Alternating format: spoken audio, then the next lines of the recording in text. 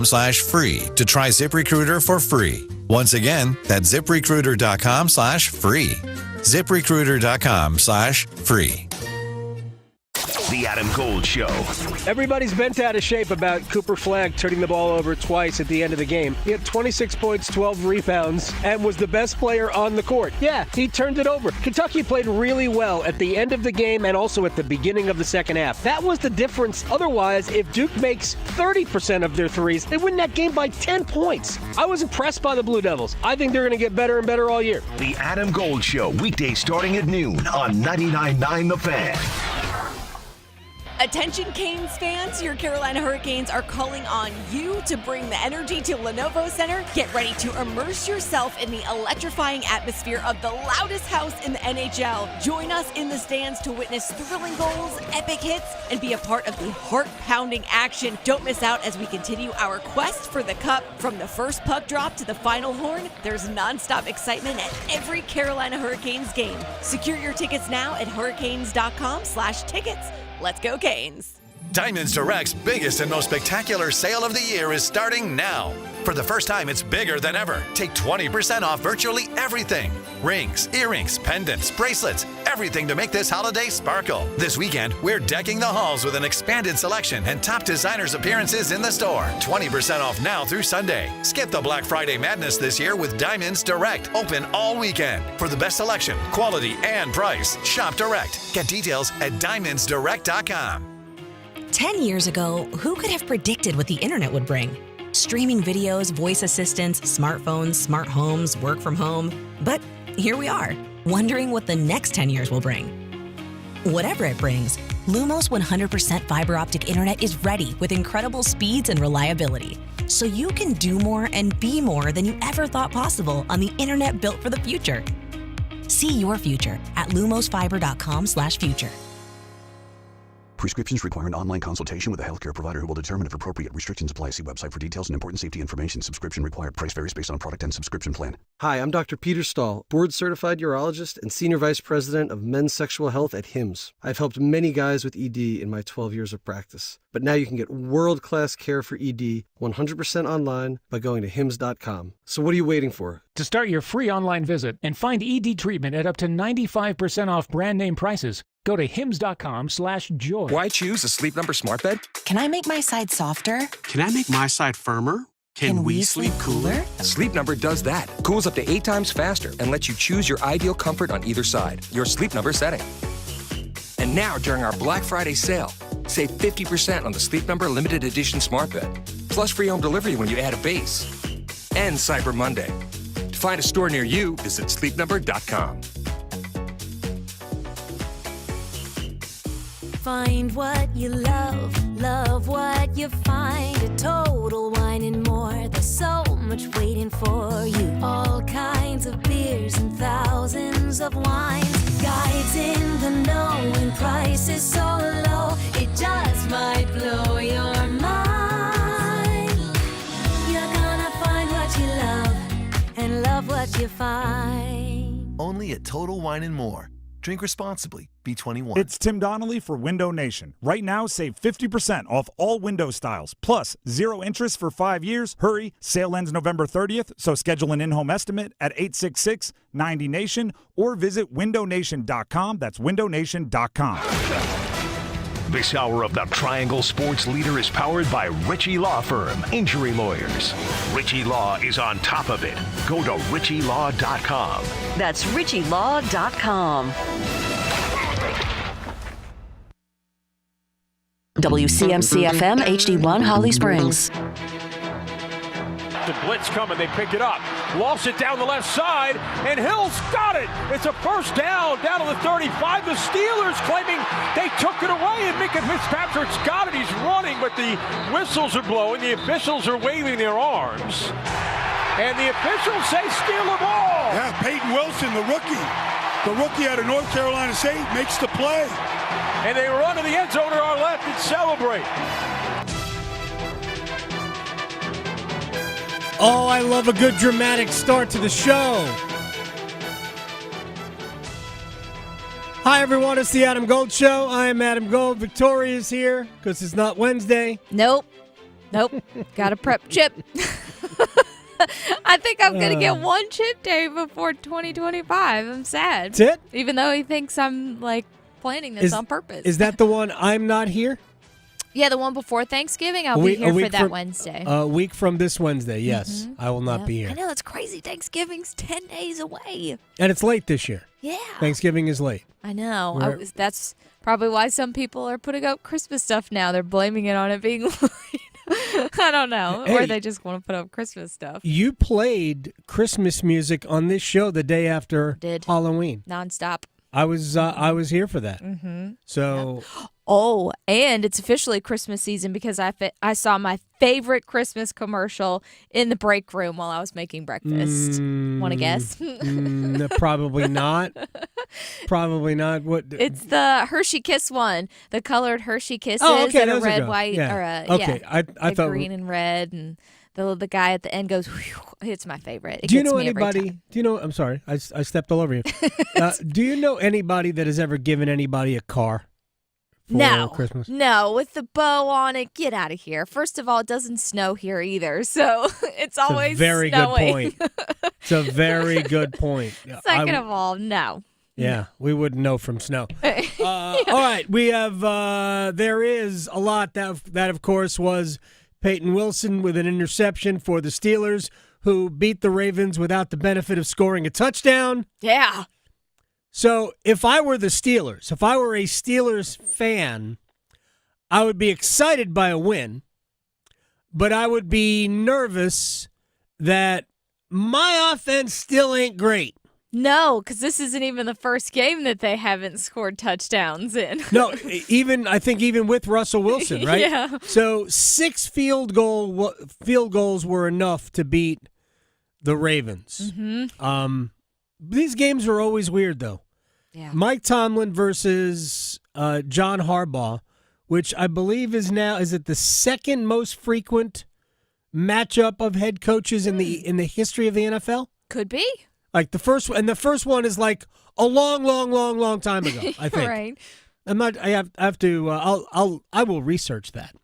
But yeah, they have been doing this forever.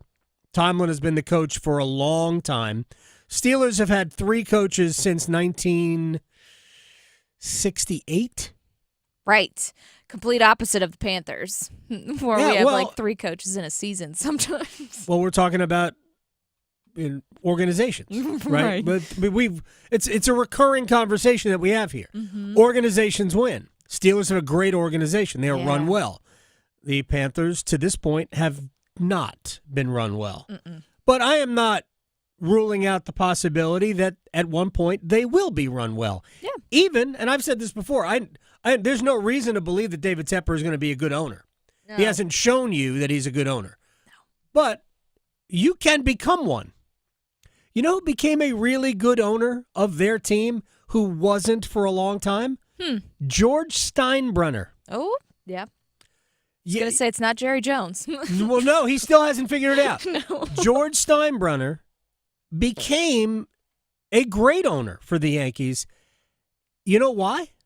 This is a true. Yankees fans will remember. The Yankees turned it around as an organization when Steinbrenner was suspended. Ooh, that's he was essentially banned for like 3 years or something like that. And while he was absent, the baseball people took over the team. Oh, look at that. And they created a better organization. And when Steinbrenner came back, he was still the same George Steinbrenner, but he was no longer actively running the team. Yes. It became a much better organization, and the Yankees started winning again. Maybe we should suspend David Tepper. Still trying to figure out how we could do that. We could. I don't know. Could the NFL suspend him for throwing that drink last year? I feel like they should have, but suspend him for 3 years. Yeah. All right, we have much to do.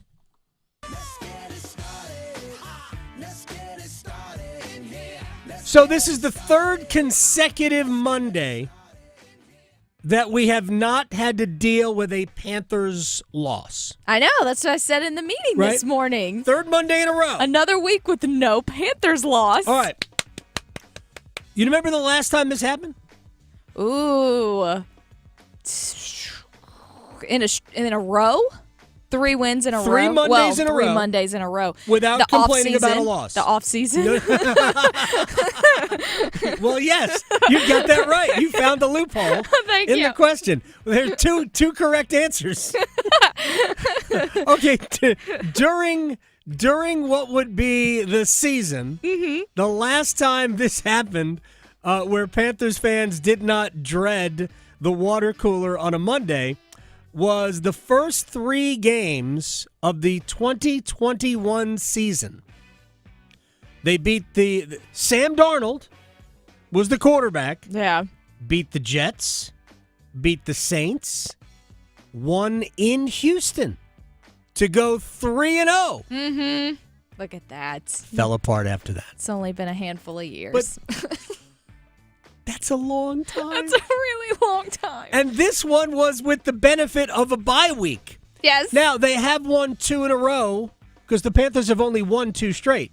They just didn't play yesterday, so we're still basking in the glow. Mm-hmm. We're still, flushed from a Panthers win. Living it up. So they have won 2 in a row, though, in that span, but the bye week came, was it in the middle? They just didn't have, it wasn't 3 consecutive Mondays of no angst. So anyway, there you go. Mm-hmm. So Panthers fans can feel good about that. And maybe they can feel good about this. They signed Caleb Farley. He's been on the practice squad. He's been elevated from the practice squad to their actual 53-man roster last couple of weeks and has played. He was the first-round pick in 2021, has gone through a bunch of injuries, but 2021 ain't a long time ago. So 4 years. Isn't that the Ike Ekwonu draft?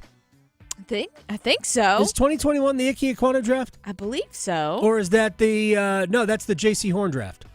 Was Ekwonu the next one? I think 2021 was the J.C. Horn draft. Either way, Farley is a defensive back, and he's on the roster, and who knows, maybe his is a promising career resuscitated by the Panthers. Maybe that's the first sign of a great organization. It was 22. Icky was 22. Icky was 22. Yeah, J.C. Horn was 21, correct? Yep. So who knows? Who knows what happens here? Hopefully it'll work out well for Caleb Farley and the Panthers. All right, to the other Carolina. Canes got away with a 4-1 win over the Blues. Understand what I just said. They got away with it. Mm-hmm. Trip Tracy likes to say they built a game. Oh. Right? Carolina was no good in the first period. Because, I do the intermissions and whatnot, and so I need to string together some coherent thoughts at the end of the first period.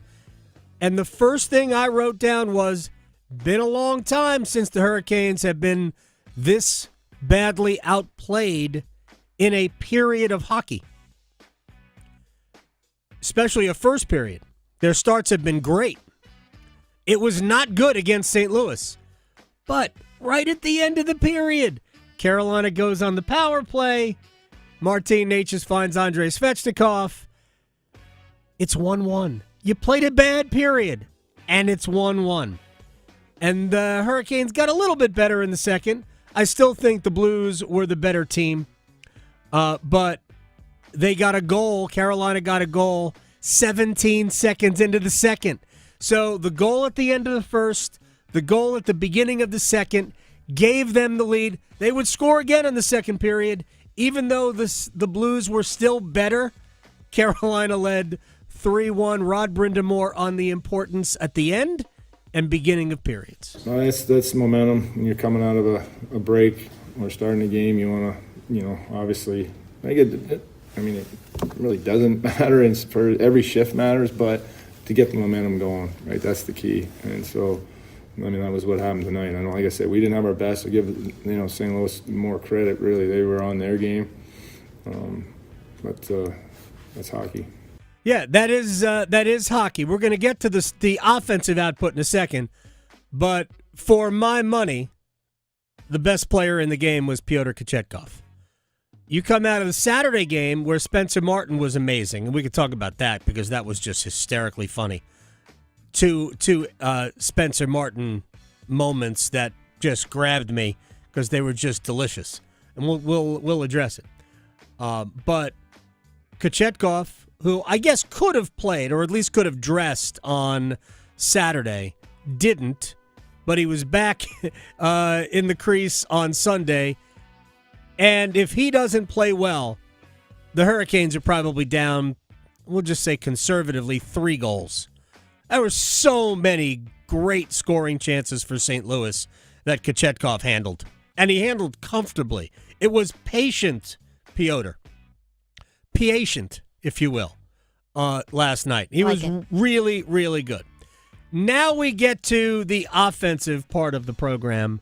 And I don't know if we have to test him or what. Martin Necas, 2 goals, 2 assists. He was, again, just amazing. And that line, Eric Robinson had a goal and 2 assists as well. That line has been amazing for Rod Brindamore. Well, I think, I don't know. I mean, we added Robbie in there, and he's been really good. I think understated maybe a little bit what he's able to do, just the kind of player he is. And, KK and Netchi have played together really for a long time. But this little mix is working. And, like I said, I mean, Marty's clearly driving the bus, but those other guys are obviously helping. Yeah, I think at the very least, Eric Robinson is riding shotgun, but the line is playing well. And like I've said about Jesperi Kotkaniemi, there's not much that is asked of him other than just be in the right spots, be in the middle of the ice, cause some havoc, satisfy your defensive responsibilities as the center. So he's doing all that. The line is good. It's beyond good. Necas has 30 points in 17 games. That's great. I'm so happy. 30. I love that he's showing up like we all wanted him to. 30. Yeah. It's amazing. Yes. Third in the NHL in scoring. 30 points in 17 games is the best 17-game start in Hurricanes history. Eric Stahl had 29 points in 17 games, the first 17 games back in the 05-06 season. We don't have to draw any conclusions from that, but I wouldn't hate it if it happened again. So, also, by the way, Jackson Blake was tremendous. Jackson Blake, without getting on the score sheet, I mean, he sort of did. He committed a penalty. Yeah. But without getting on the score sheet, Jackson Blake was one of the best players on the ice, in my opinion. I loved everything about Jackson Blake's game. Yeah. I also thought the penalty was a little soft, but that's fine. I'm excited for him this year. Oh, my gosh, he's so good. Yeah. Oh, yeah. He really is really good. Canes are off today and tomorrow. They will be in Philadelphia. It's a radio-only game on Wednesday, and it's a little bit later start. It's a 7:30 start. Thursday, they will be in New Jersey. So, big week. We found out Freddie Anderson's going to be out much longer, so it'll be Pyotr and Spencer. My guess is Spencer Martin plays the Philly game, the first game, and we'll get Pyotr on Thursday against the Devils. And then you'll see Pyotr more because there isn't another back-to-back until the 2 Florida games, Friday and Saturday after Thanksgiving. But I think you'll see Martin tomorrow, Wednesday, Pyotr on Thursday, and then you might see a steady run of, you might see like 4 more. 4 more? I could see him going back to Martin in Columbus and then running Pyotr out there against Dallas, the Rangers, and Florida in a row, and then going back to Spencer Martin at Sunrise. Who knows? I don't know. Maybe. Why even speculate? Anyway, Canes are 13-4. They are back on top of the Metropolitan Division. Best points percentage in the Eastern Conference. It's go figure. Keep on. Just keep on keeping on. It's like a copy machine. They just crank it out. Mm-hmm. It is incredible. All right, let's get to, for North Carolina football fans, unbelievable. And we're going to hear from Mac Brown about this in a second. You beat Wake Forest, it wasn't a blow. It was a 31-24. I think you beat Wake Forest. I think it was the final score. Third straight win. They started the season with 3 wins. They lost 4 in a row. And their way, they were just, remember that included a 70-point defensive effort, to use air quotes, against James Madison. But they have now won 3 in a row, and they are bowl eligible under Mac Brown. For this team to have been in such a hole, very few teams, in my estimation, could have come out of this. And that means they've got great character. I'm so proud of the coaches that they've hung in there because they were in a hole and everything was negative. And then you lose a 23-year-old that's crushing. It doesn't happen very often in your life, and you never want it to happen. You can take 2 different paths. You can go down and just quit, and you got plenty of excuses. And they didn't do that. They kept their head up. They kept fighting. They kept competing. And I think that's why they're so proud tonight. Look, they have every reason to be proud. They haven't beaten any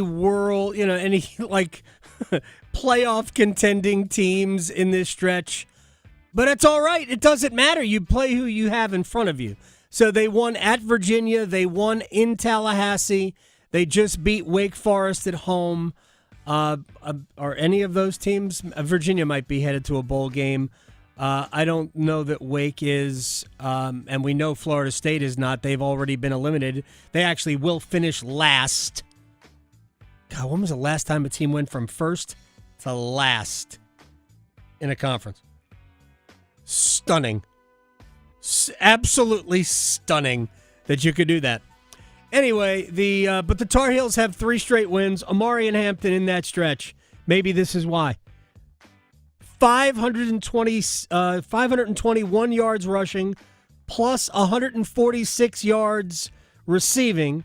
So do that math. It's like 606, almost 670 yards total offense. It's a lot. 8 touchdowns in that span. Well, that's all. If you do that, of course, it's easier said than done, because if it was that easy, let's just do that, they would have done that in all of their games, but it's not as easy as all of that.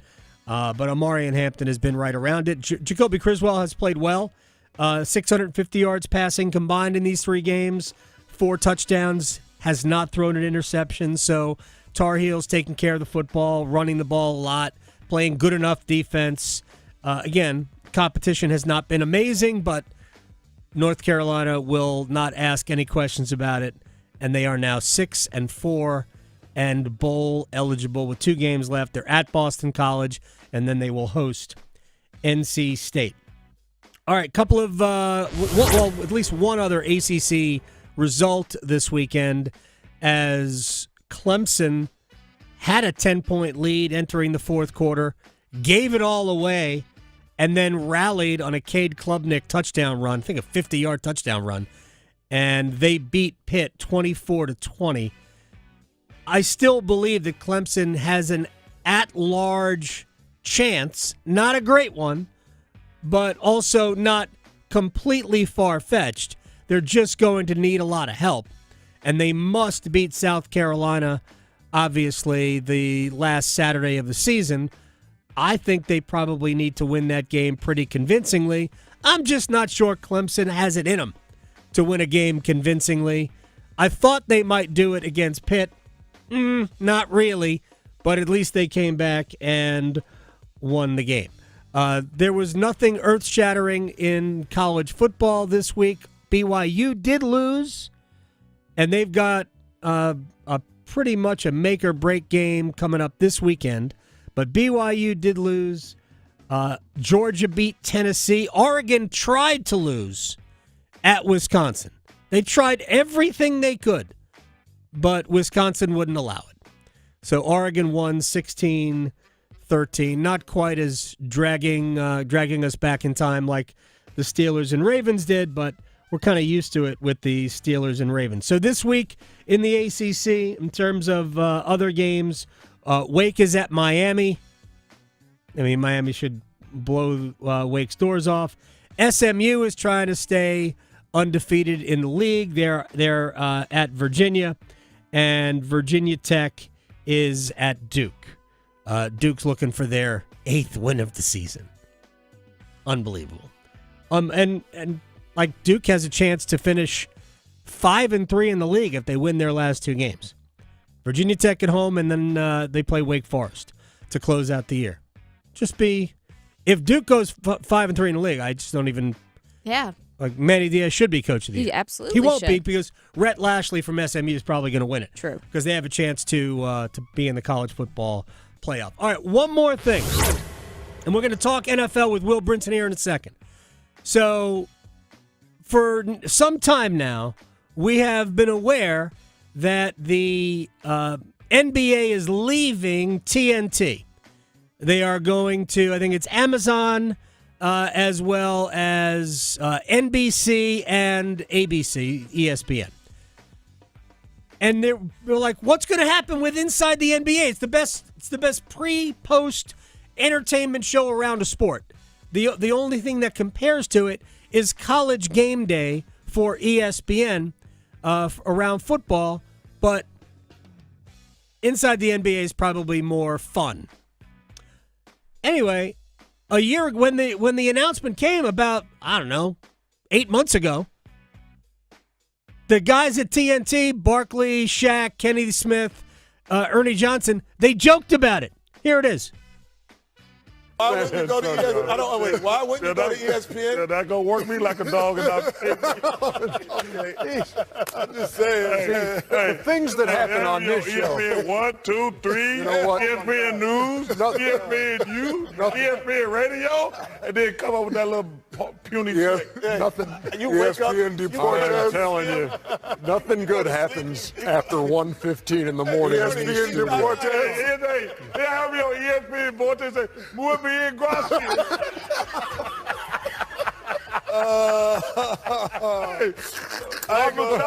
La muchacha, Emelito. Hey, you have been working on it, haven't you? Thank you, Rosetta Stone. All right. Ernie. The only thing that can possibly... You see them guys, you wake up, you see the same. All this stuff is true. The only thing we can possibly do... All this stuff is true. By the way, I think Ernie Johnson was sort of laughing like, okay, cool, nobody said anything really, really offensive when we got to the ESPN Deportes part, thankfully. You could tell he was like, okay, that's fine. Yeah. We just say, Charles said a couple of words in Spanish, no big deal. But Charles said at the beginning, work me like a dog.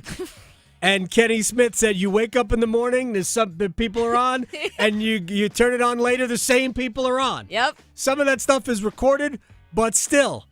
Yeah. Yeah, those people are busy. The work was still put in. During the day. Mm-hmm. Anyway, and Charles, look, they show up, and they're awesome. It's a great show. Mm-hmm. So if you are a fan of Inside the NBA, you'll get a chance to see them. Not a lot. We're going to talk about this tomorrow. Michael McCarthy from Front Office Sports is going to join us tomorrow to discuss this. But it's not going to be like every time ESPN's got a doubleheader. You're not going to see it as often. It's going to be event programming, essentially. All right, when we come back, Will Brinson on the Steelers. Did they take a stranglehold in the division? I don't think so yet. Not yet. It was just at home over the Ravens, but we'll talk about that, and the Bills beat the Chiefs again. Next. Raleigh to Boone, Charlotte to Chapel Hill. Your Carolina is covered. Adam Gold on the North Carolina Sports Network. Football is on the menu tonight. Showtime, prime time. And we're dishing up a clash of conferences. Hot dog, man. It's Houston and Dallas. Dominate on 3, 1, 2, 3, dominate. Pregame starts at 7:30. Kickoff at 8:15. Put up or shut up time. The NFL on 99.9 The Fan is brought to you by Wake Med. Here we go. 99.9 The Fan, the Triangle Sports leader. Monday night, you gotta feel it. Adam Gold from my friend Gordon Miller, Miller Lending, Kildare Farm Road in Cary. And Gordon did something for you almost 40 years ago. That's right, he did it for you. He didn't even know you, and that's how good Gordon Miller is. He invented the no closing cost mortgage because he recognized back then that rates would drop. So people could get a mortgage, take advantage of not paying closing costs. That'll save you thousands right off the hop. And then when the rates come down, and he knew they would, they could refinance free of charge, don't pay closing costs again, and lower your monthly payment. Gordon says rates will be in the mid-5s by the middle of next calendar year. Take advantage. Don't worry about what the rates are now. I have saved about $50,000 over the last 19 years. MillerLending.com. On Kildare Farm Road in Cary since 1996. An equal housing lender. NMLS ID 2502146. If you see something, why do you say something? I see safe for my friends. For my community. For everyone here. We all have something worth protecting, a why that unifies us. Report suspicious activity to local authorities. If you see something, say something. Martha was ready to switch to a career in IT. There's always a need for IT specialists, especially with AI coming out and cybersecurity. It's practically recession-proof. My Computer Career even provides job placement help. The career specialists, they're very helpful. They care about you as a person. You're not just a number to them. I would recommend My Computer Career wholeheartedly to anyone. Take the free career evaluation today. Become an IT pro in just months with zero experience at mycomputercareer.edu. The Black Friday sales event is happening right now at John Heister Chrysler Dodge Jeep Ram in Lillington, and the savings are huge. Get $13,000 off any new 2025 Ram 1500 Bighorn, or take advantage of 0% for 72 months on a 2024 Jeep Grand Cherokee 4xe, Chrysler Pacifica 4xe, Dodge Hornet RT, or a 2024 Jeep Wrangler 4xe. Awesome choices and savings, so get off your keister and get to John Heister Chrysler Dodge Jeep Ram in Lillington. Everyone deserves a fast and reliable connection, one that helps better their everyday through the things they value most: friends and family, education and career. A connection that opens pathways to opportunity and builds roads to a better future. At Spectrum, we're committed to delivering just that every single day. Because with the right connection, anything is possible. That's Life Unlimited. That's Spectrum. It's Tim Donnelly for Window Nation. Right now, save 50% off all window styles, plus 0 interest for 5 years. Hurry, sale ends November 30th, so schedule an in-home estimate at 866-90NATION or visit windownation.com. That's windownation.com. You go into your shower feeling, but as soon as you reach for the Irish Spring, your day immediately gets better. That crisp, fresh, unmistakable Irish Spring scent zings your brain and awakens your senses. So when you finally emerge from the shower, 37 minutes later, because you pay the water bill so you can stay in there as long as you want, you're ready to take on the day and smell great doing it. Irish Spring Body Wash and Bar Soap. Fresh, green, Irish. Shop now at Walmart. This is Adam Gold. When the U.S. Space Force plays Air Force in the Military Bowl, then I will recognize the It'll be out of this world. The anthem. Sorry, I had to. The Adam Gold Show.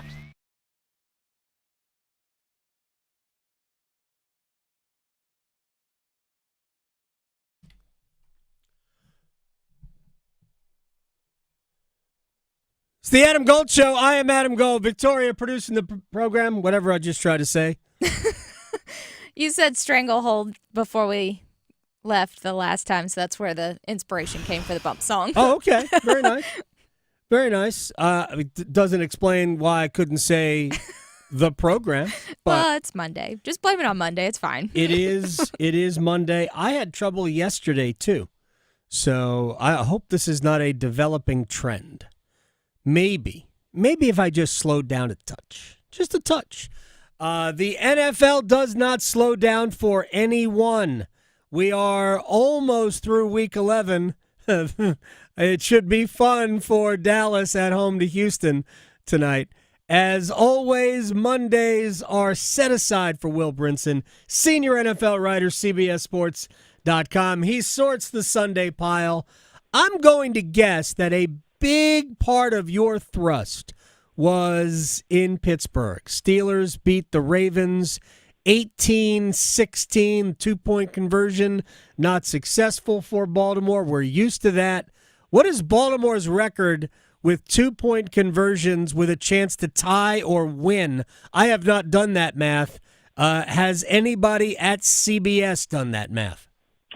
I have not done that math. I will say that the Steelers appear to be this year's luck box special. I did write mea culpa. I said the Steelers would go 6-11. They are 8-2. I think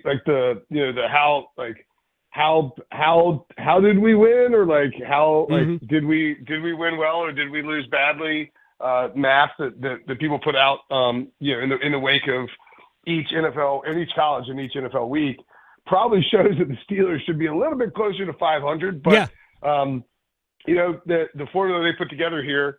I mean, Russell Wilson's QBR was like 14.5 yesterday. Not the great. Lowest of any quarterback in Week 11. Certainly the lowest of any quarterback who won in Week 11. I don't think he's been exceptional, but he unlocks George Pickens enough, gets the run game going. They got a really, really good coach in Mike Tomlin, who's maybe the best. I mean, they won Super Bowls, but maybe the best. A really good coach? He's going through the Hall of Fame, right? Yeah, I mean, probably. I mean, Mike Shanahan's not in the Hall of Fame. So I mean, I don't know. I mean, I think I even called him a Hall of Fame coach. So, I think he's probably getting in the Hall of Fame. But I mean, he's done an incredible job this year specifically, and you think about the defense, especially Lamar Jackson and the Ravens have been running roughshod over the entire league, piling up points and looking unstoppable in both the run and the pass game. And Pittsburgh goes out and takes care of business in a very Pittsburgh way, right? Banging down field goals, little ugly, nothing explosive on offense. I mean, I think, and I've said this for a few weeks now, this Pittsburgh, they're going to the playoffs, obviously, barring just an epic collapse. And we know Mike Tomlin always above 500.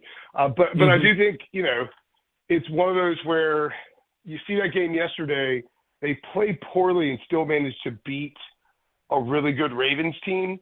And it does make you think, all right, because if you look at the landscape of what's out there in the AFC, the Chiefs, the Bills, and the Ravens are the top three teams.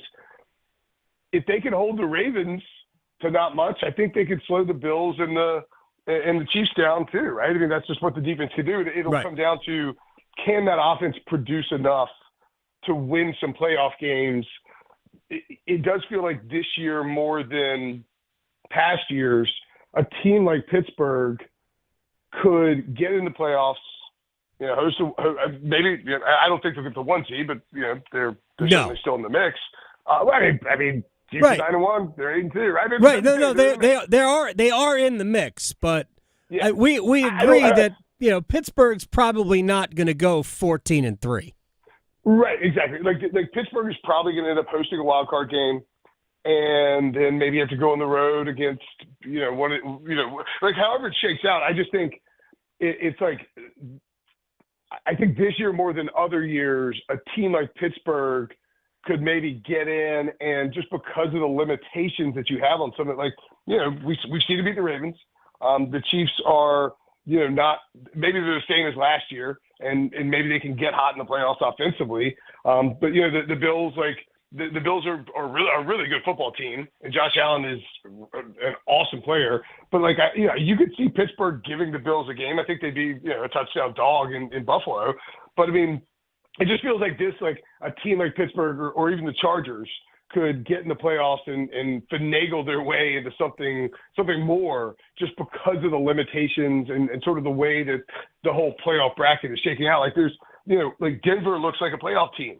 When we talk about the 7 teams getting in on the AFC side, you don't, unless the Bengals can just figure out something, get hot and run the table or whatever. It's like you just don't see there's not a ton. There's not 6 great teams. Like we maybe thought there were going into last season because of various injuries and underperforming Jets teams and all that. There are 5. I think there are 5 teams in the AFC, and Pittsburgh is the 5th. I don't think Denver's very good. I understand what their record is. I don't think the Chargers are very good either. I think the Chargers. The Chargers have a great quarterback and are really well coached. Yeah, I will all day push back on whether or not Justin Herbert is a great quarterback. I think he has great quarterback tools. I think he is an average quarterback. It's okay. I reserve the right. I reserve the right to sound like a dope, but I have never seen him win a game against a good team that wasn't handed them back. If you were my friend Garrett Jernigan and we were on a text thread, I would send my Ryan Gosling agree to disagree gif. That's fine. That is fine. But yeah, I mean, I just think we've seen on the Chargers specifically, we've seen this literally this exact thing from a similar setup with a similar roster and the same coach in 2011 with the 49ers. Yeah. Underperforming team. Harbaugh takes over. I haven't looked at the numbers today, but going into last week, the Chargers had the lowest points per game allowed ever by a team with a first-year head coach. Oh, and Jim Harbaugh is an elite head coach. Is it 2011 49ers? Yeah, Jim Harbaugh is an elite head coach. We all knew that. He turned. I mean, everywhere he goes, they win. He wins. There's just whether it was the University of San Diego, Stanford, it doesn't make a difference. Right. He did. He turned them into a BCS contender just about every year. Will Brinson is joining us here on the Adam Gold Show. One more thing about Steelers-Ravens before I move on to Bills and Kansas City. How is Peyton Wilson credited with an interception? Shouldn't that have been a fumble recovery? I think it should have been a free pass to the Hall of Fame. Immediately enshrine him in Canton. I mean, it's a great play. I mean, I'm pandering to your audience here, but I think, yeah. I mean, I guess. Well, I think technically, Justice Hill never fumbled the ball, so it was a pass. Right, I mean? But he took 3 steps with the ball. Yeah, but he was in the process of completing the catch. Okay, it was a lunch snatching. That's what it was. Either way, he stole the marble rye right from Justice Hill. It's a tremendous play. All right, Buffalo has now beaten Kansas City 4 straight times in the regular season, and we are treating. Look, I like Buffalo, and I love Josh Allen. But we are treating this as though the 3 playoff losses didn't happen. Why are we somehow crediting the Bills with this regular season mastery over the Chiefs? Because they have won the last 4. They're 4-1. Allen versus Mahomes in the regular season, 4-1. But don't those 3 playoff losses also matter? Yeah, I mean they're more important. And when the chips are down. Here's the one angle that I wrote about this for CBSSports.com and stuff on the site, but the one angle that I think you could possibly take here where this one matters more than the others, and again, obviously, a playoff game is the outcome of a playoff game, it's a small sample size. Playoff games mean much more than regular season games. It's hilarious that the Bills are 4-1 in the regular season against the Chiefs and 0-3 in the playoffs. I mean, that gets in your head. But I think this one could matter more in the sense that Buffalo now has a very, very real chance of getting the 1 seed, getting a bye, getting home field advantage throughout the playoffs, and possibly forcing the Chiefs to do what they did last year, which was go on the road, but flip the schedule, right? You go on the road first to Baltimore, or maybe they host Baltimore. They've got to deal with Baltimore, or deal with the Chargers, or deal with the Broncos, deal with a really physical defense. Oh, I see. Yes. And then the very next week go to Buffalo. Whereas last year, Mahomes' first ever playoff road game, which was hyped beyond belief, was in Buffalo. And then then you saw them. They had to go to Baltimore, and they do what they do. I mean, it's Mahomes, it's Andy Reid. Allen took over and ran that touchdown to end the game. Otherwise, if you try to play it safe, you feel like maybe you give Mahomes too much time or whatever. Mm-hmm. But I do think that getting that bye, which allows you to get healthy, allows you to prepare. Obviously, it's a huge benefit. And if you could force Kansas City to, play 3 games, with that third game being in Buffalo. To me, that could be the one differentiator from years past, where Buffalo can find a way to beat the Chiefs in the playoffs. But I mean, at the end of the day, whether it's in Kansas City or whether it's in Buffalo, it's going to be a 1, 2, 3 point game max, depending on the injuries and where we stand with those teams. And it's probably going to come down to the last possession, with either Mahomes or Josh Allen having a chance to go win it, which is awesome. And I'm sure it'll be on CBS, and I'm sure it'll be amazing. Oh, I'm sure it will be amazing. And here we were sitting here basking in the glow of the fact that it's now 3 straight Mondays the Panthers and their fans have not been lamenting a loss, because they won 2 in a row, then the bye week. And I just realized that actually it kind of was a loss, because Kansas City losing at Buffalo just means they're going to be angry next week. Oh, yeah. For their game at Carolina. Well, I'll tell you this. I think what's going to be really interesting for this game, and this is not like a commentary on the Panthers per se, so much as like a generational thing.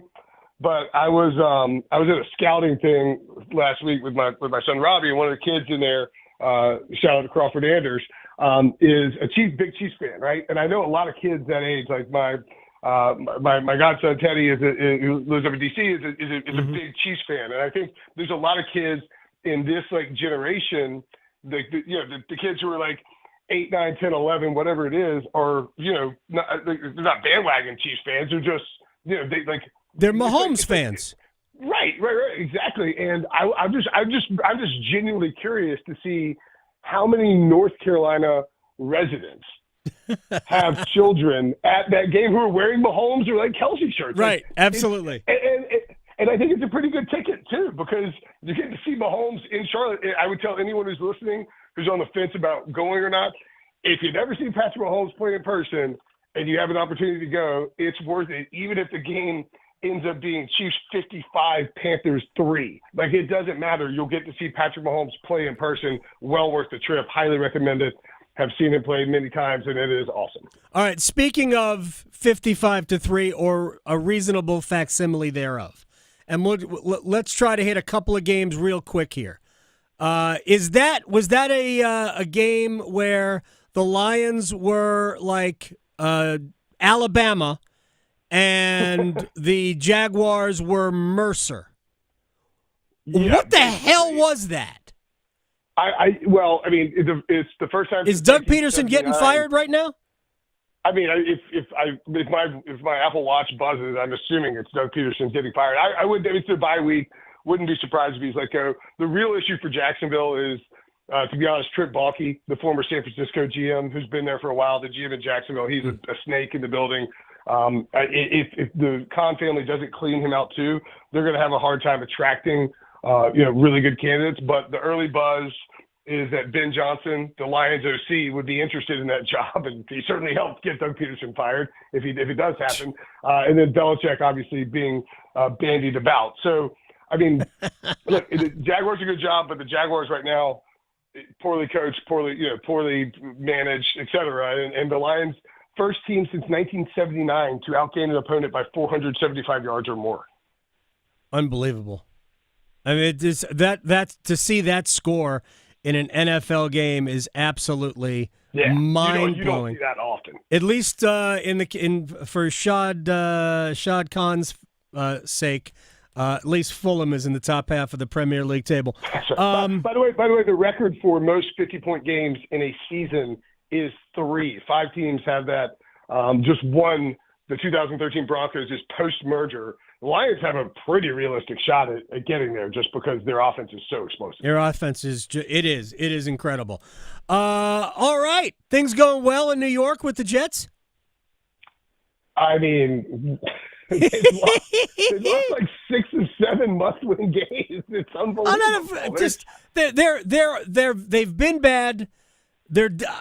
When people were trying to say their defense was good, I think I've said this every week. Their defense isn't nearly as good as people think. Nope. It just isn't. It's been really bad, too, by the way, since Robert Saleh was fired. Yes. I believe they're giving up more than 25 points per game in the 6 weeks since. Yeah, definitely over because the offense is bad. Fire your defensive head coach. who has engineered one of the better defenses in the league the last 4 years. But yes, let's it's the Jets.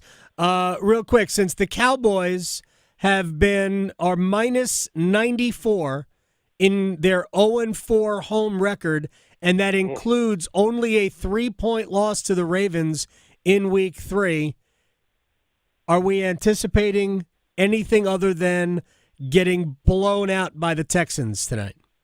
The Texans will be Jake Paul, and the Cowboys will be Mike Tyson, and they will likely get destroyed. Nico Collins back for this game off the injury report. He changes that offense. Cowboys can't stop anything on offense or defense. Probably Cooper Rush and Trey Lance out there. I think we will see 25 to 30 carries from Joe Mixon and like 150 rushing yards. Probably, go if you can bet it. Probably bet it. It's only like plus 250. Joe Mixon to score 2 touchdowns, but it's probably a pretty good bet. Will Brinson, senior NFL writer, CBSSports.com.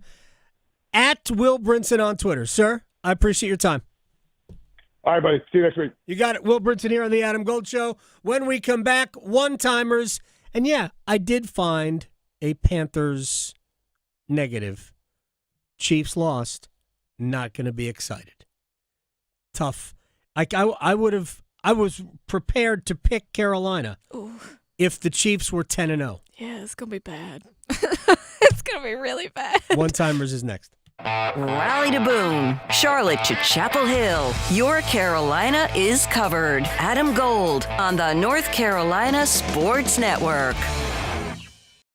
The NFL's week is almost over, and you have one more chance to make something out of it. Dolphins are at the Rams tonight, and FanDuel, America's #1 sportsbook, says new customers, you place a $5 wager and win that wager on tonight's game. You can do anything you like. Tyreek Hill receptions, Tyreek Hill touchdowns, Tua Tagovailoa passing yards, you name it. You win a $5 wager, you get $150 in bonus bets if you win. FanDuel.com/AGS. Make every moment more this season with FanDuel. FanDuel.com/AGS. FanDuel is an official sportsbook partner of the NFL. 21 and over and present in North Carolina. First online real money wager only. $5 first deposit required. Bonuses issued as non-withdrawable bonus bets, which expire 7 days after receipt. Restrictions apply. See terms at sportsbook.fanduel.com. Gambling problem? Call 877-718-5543 or visit morethanagame.nc.gov. Agriculture drives our local economy. I'm Lee Ivey, Director of the Agriculture Institute at NC State University, and we are looking for our next generation of leaders. If you want to make a difference and help feed the world, join us at the Ag Institute, where we grow successful graduates, productive futures, and rewarding lifestyles. We offer 2-year degrees and hundreds of internships. Learn more online by searching NC State Ag Institute. 2 years, 1 degree, endless possibilities. When the power goes out, your life is disrupted. Heat, air conditioning, refrigeration, phones, all gone. Be prepared for the next outage with a Generac home standby generator. After sensing a power outage, a Generac generator automatically restores your home's power, whether you're home or away. Power your life with a Generac home standby generator. Act now for a free 10-year warranty on a Generac home standby generator. Terms and conditions apply. See more at alternativepower.com. Alternative Power, North Carolina's Generac experts.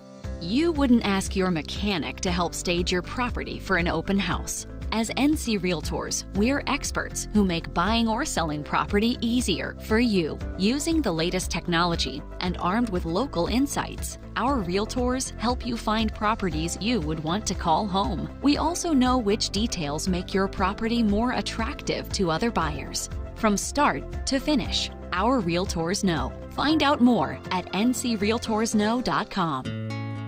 Open enrollment for health insurance is here, but don't worry. North Carolina Farm Bureau Insurance has you covered for all your health insurance needs, including Medicare. And with offices in every county, a trusted, experienced agent is just around the corner, ready to help find a plan that's right for you. Visit ncfbins.com or stop by your local office today. North Carolina Farm Bureau Insurance. Helping you is what we do best. According to the latest report on farmland loss in the United States, North Carolina ranks second in the nation in potential agricultural land lost by the year 2040. If you own land that may be converted from agricultural use, the North Carolina Department of Agriculture and Consumer Services may be able to help. Grants for the purchase of development rights are available through the North Carolina Agricultural Development and Farmland Preservation Trust Fund. Landowners can learn more at ncadfp.org. NC Medicaid is for people just like me. Adults who don't have children. People who serve. People who do the heavy lifting. Child care teachers. Full healthcare coverage at low or no cost. Doctor's visits, emergency rooms, and prescriptions. So if you applied before and didn't get it, apply again. NC Medicaid covers more people than ever before. Get full healthcare coverage at low cost, no monthly fees, and $4 max copays. NC Medicaid is for more people. See if you qualify at medicaid.nc.gov. This is Adam Gold. Home runs are homers, not dingers, not jacks, not bombs. Can I use tater? I know. Can we say going yard? Oh, yes. Right? If we can't exaggerate, if we can't use colorful, flowery metaphors and descriptions, why are we here? The Adam Gold Show.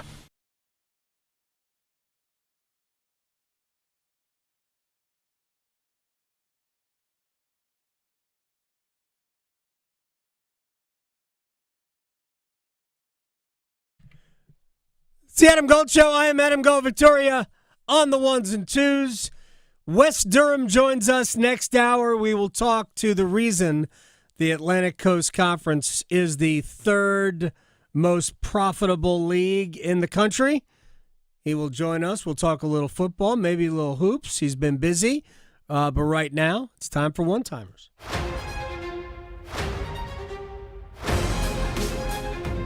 Okay, so, we don't have any Panther questions except, how badly are they going to look next week when the Chiefs beat up on them? But we already know. We already know. So, the Panthers did, however, get a new person, Caleb Farley. So, how do you see this guy fitting in with our team? Does he fill the gaps, basically, that need to be filled? It's kind of hard to tell right now, but I think they're just trying to give him a chance to resurrect his career. Yeah. Look, they need defensive backs that can play. So I think it's worth a shot. But the injuries have certainly taken a toll. Yes. Back injury may be the most problematic. Yeah. Well, in the NFL, I know there's a lot of talk about these rookie quarterbacks because these guys have actually been looking very well. And a lot of talk's been around Jaden Daniels. However, after yesterday's performance, Bo Nix is really in the mix, and some people are now saying he might be competing for Rookie of the Year. So What do you say? Whatever. Bo Nix is not being asked to do a lot. Here, the best thing you could say, honestly, the best thing that people say about Bo Nix is like when he doesn't screw it up.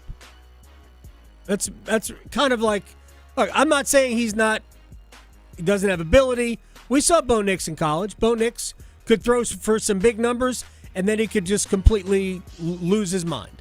But to me, Bo Nix he's just okay. Yeah. Okay. Well, no, Jaden Daniels is still a rookie, right? He's so good. Yeah, it's just not even a question. So the Chiefs, they grabbed their first loss against the Bills, who live in their brain. So does this just make the Chiefs that much more dangerous now that they don't have the pressure on their shoulders, or could this be the start of a downfall? Sorry. the downfall had started, basically at the beginning of the year. Mm-hmm. The Chiefs had not been all that impressive as an offense. Defense is amazing, but they just haven't been impressive as an offense. Mahomes' numbers are like if you looked at them independent of the results of the game, you would have gone, wow, not really all that good. Except we know better. We've seen it. There's all of the history in our brains. So I don't think it's the start of a downfall, but I do think that for a while, we've been talking about it, they got to figure out how to become the best version of themselves offensively. It's always a good place to get well against the Panthers defense. We'll see. Oh, boy. That's going to be so bad. Well, probably last but not least, so Nico Collins is returning tonight for the Texans. So is this going to look just as ugly as the Broncos and Falcons game? Is it going to be that bad for the Cowboys? What do you think? I think it will be bad for the Cowboys, but I would just say that Houston hasn't nearly been as good as people want them to be. If Houston wasn't in that division, they would have a problem with the playoffs. Going beyond the box scores. Adam Gold on the North Carolina Sports Network. Stop letting high-interest debt weigh you down. Pay it all off in days thanks to Loan Pronto's new Rapid Equity Loan. Hey, it's Dennis Cox from my friends at Loan Pronto. Imagine a completely hassle-free way to cash out your home equity. No appraisals, no paperwork, no waiting. Loan Pronto's Rapid Equity Loan uses AI-driven tech to get you approved for cash out in as little as 1 day. One client got $100,000 approved in under 24 hours, wiped out their debt, launched a home improvement project, and is now saving over $1,000 a month. Instant approvals, low fixed rates, fast transfers. Get cash to consolidate all your debt and get a fresh start for the new year. Call Loan Pronto now and see how much you qualify for. Imagine this time next week, you could be credit card debt-free. Call 919-381-1760, loanpronto.com. 919-381-1760, loanpronto.com. Equal housing lender, NMLS 1661781, on approved credit, NMLSconsumeraccess.org. 'Tis the season for family and friends. 'Tis the season for gifting. And 'tis the season for making holiday dreams come true. 'Tis the season for using the old-timey contraction 'tis. And 'tis the time of year for holiday scratch-offs. With over $85 million in total prizes, 'tis the best gift of all. 'Tis the season to gift endless joy with holiday scratch-offs from the North Carolina Education Lottery. Must be 18 to play. Approximate overall odds of winning range from 1 in 3.06 to 9.95. Problem gambling helpline 877-718-5543. Mitchell Heating and Cooling. We do the job right every time. Mitchell Heating and Cooling is celebrating 51 years of trusted service. And to celebrate, get a furnace tune-up for just $51. That's peace of mind heating for only $51. Visit MitchellHVAC.com. Mitchell Heating and Cooling. Quality products and services on time from a family you trust. It's hard to stop a train. The best solutions every time. The Pack family knows Sammy's Tap & Grill is your one-stop shop for brews and bites, serving up good times for almost 25 years. Sammy's has over 40 beers on tap, so you're guaranteed to find your perfect pint. And house-made food that's touchdown-worthy. For the game, Sammy's got you covered with over 60 TVs. Plus, you can bring your own mascot. Sammy's is pet-friendly. Come find your people at Sammy's Tap & Grill on Avon Ferry near campus. Great beer, delicious food, TVs galore, furry friends welcome. Visit Sammy'sTapGrill.com for daily specials and beer list. Diamonds Direct's biggest and most spectacular sale of the year is starting now. For the first time, it's bigger than ever. Take 20% off virtually everything. Rings, earrings, pendants, bracelets, everything to make this holiday sparkle. This weekend, we're decking the halls with an expanded selection and top designers' appearances in the store. 20% off now through Sunday. Plus, book an appointment and get an additional $100 off. Open all weekend. For the best selection, quality, and price, shop direct. Get details at diamondsdirect.com. It's been said that when someone you love has Parkinson's, you have Parkinson's. If you have questions, the Parkinson's Foundation has answers. Learn more at parkinson.org or call 1-800-473-4636. Shop early, save big, all month long during Black Friday build-up at Lowe's. Right now, get select pre-lit artificial Christmas trees starting at just $59.98. Don't wait to save. Shop these deals today, in-store or online. Because Lowe's knows deals. Discount taken at time of purchase while supplies last. Selection varies by location.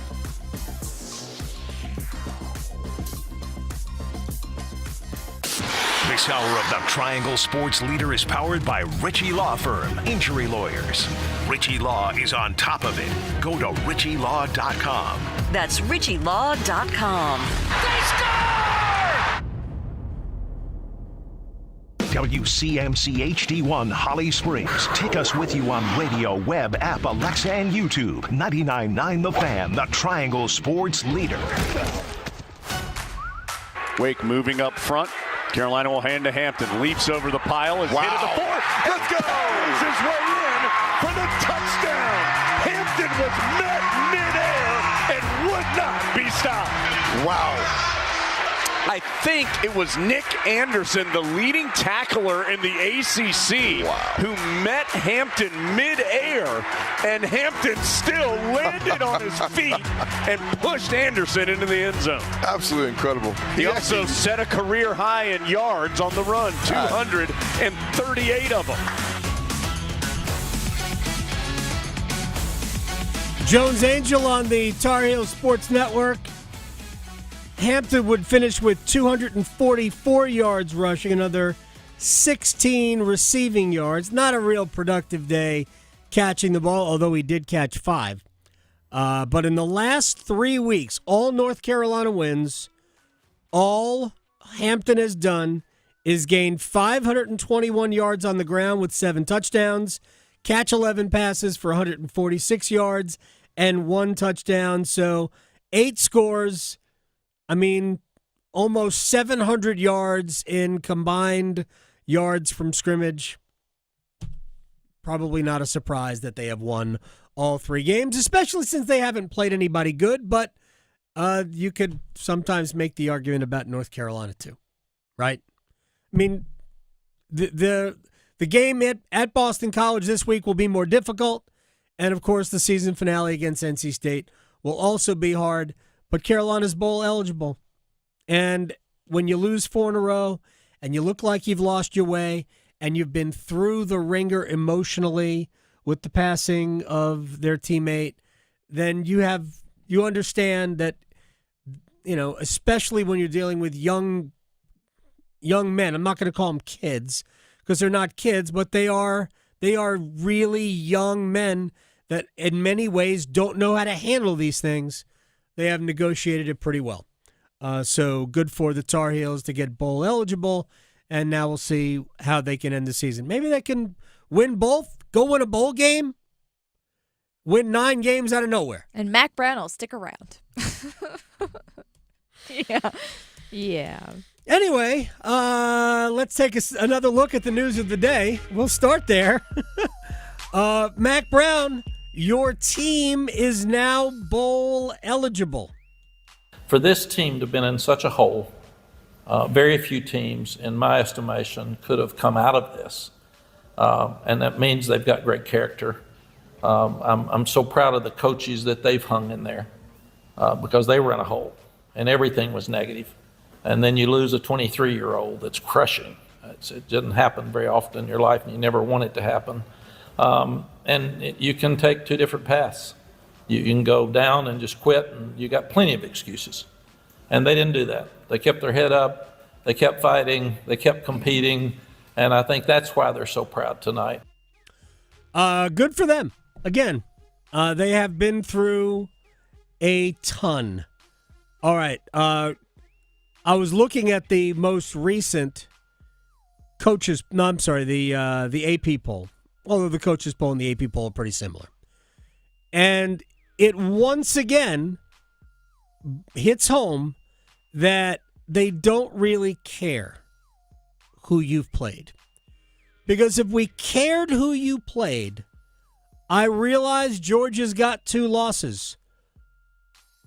But they have played 4 teams that are in the right now current top 10. 4 top 10. And they are 2-2 against those teams. They beat Texas and Tennessee. They lost to Alabama and Ole Miss. All 4 of those teams are in the top 10. Indiana hadn't played a soul.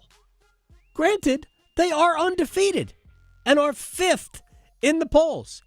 It's amazing that Penn State has 1 loss and they're ahead of them because Penn State hasn't played anybody either. At some point, we'll all recognize that who you play doesn't matter, which is why I spend every offseason screaming at the ACC, stop scheduling up. Stop it. It doesn't help you. Just go schedule 4 non-conference games you can win build up a good record, and who knows? Maybe you get to the end of the season and you've got 9 or 10 wins, and you look like you are better than you actually are, because that's generally what happens. We'll talk college football with Wes Durham on the other side, but Oregon is 1. They have a great win over Ohio State. Ohio State is 2. They have a great win at Penn State. Penn State is 4. Indiana is 5. I just told you the 2 best wins of those 4 teams. Actually, the only 2 good wins of those 4 teams. I just told it to you. Although Oregon has a win over Boise State at the beginning of the season. So Oregon has 2 good wins. It's a joke. It's an absolute joke. It always has been, and it always will be. All right. The Steelers and Ravens did Steelers and Ravens things over the weekend. They played a game in which Pittsburgh could kick 6 field goals, score no touchdowns, and have to hold their breath as the Ravens lined up for a 2-point conversion. And it did not go well. The play looked a little convoluted. Here's John Harbaugh on the failed 2-point try. Not that I'm aware of. I'll have to look at it on tape and talk to the coaches, but not that I was aware of. Nothing was talked about during the game, and I didn't see it. Was there a thought to putting Derrick Henry in on that play? I wouldn't talk about that stuff before. We have 2-point plays called. We called the one. They called timeout. We called the next one. All right, so I've seen a bunch of people screaming about why didn't they just hand the ball to Derrick Henry. I understand why people would say that. Henry has been amazing. But he averaged 5 yards a carry. He didn't carry it a ton. He averaged 5 yards a carry. But he also had a 31-yard run, which means that he really wasn't averaging 5 yards a carry. It was probably a lot closer to 3. And while 3 would get you in the end zone from the 2-point conversion, Baltimore had done a pretty good job controlling Derrick Henry. So they decided to put the ball in the hands of their best player. And if you're going to do that, and Lamar Jackson is your best player, how can Derrick Henry help you on that play? Probably not as much, other than to act as a decoy. Maybe you run that same play with a read option look, and you create Derrick Henry focus somewhere. I have no idea. All I know is I think the credit needs to go to Pittsburgh for knocking everybody in a Raven uniform back into Lamar Jackson. Yeah. Nelson Aguilar, the wide receiver, tried to make a block on the inside of the Steelers line, like on the end, and he got knocked right back into Lamar Jackson. Yeah. That play had no chance. Now, I think there was supposed to be a receiver there, but it's very possible, because Patrick Queen talked about this after the game, that the receiver was supposed to be the tackle that reported eligible, who also got blown up in the play. I mean, that was all about Steelers defense. I realize we look at these things through one lens, but I really think that was probably about. And what is going on with kickers this season? Justin Tucker missing 2 field goals. He has not been the same. He has not been. Last year he wasn't the same. I can't even explain what McPherson of the Bengals, who couldn't make a kick yesterday. Yeah. They had 2 cracks. They were long field goals. Yeah. Right? But they had 2.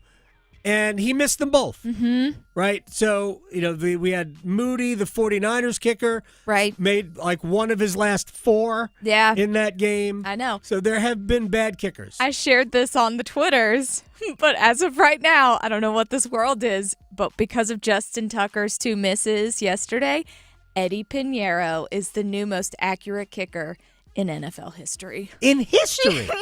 Yes. There you go. What? I know. I shared it on Twitter, and I was like, I don't even know what this world is. Oh, by the way, we're on Blue Sky now. Right, that too. But yeah, this is on the Twitters. So I couldn't believe when I saw that. I was like, unbelievable. What? We're on to the Super Bowl, guys. Panthers are on to the Super Bowl. We have the kicker part nailed down. Yes. All right, a couple of more NFL things. I got a few more minutes here. The Chiefs went to Buffalo and lost to the Bills. Competitive game, 30-21. Buffalo salted it away late.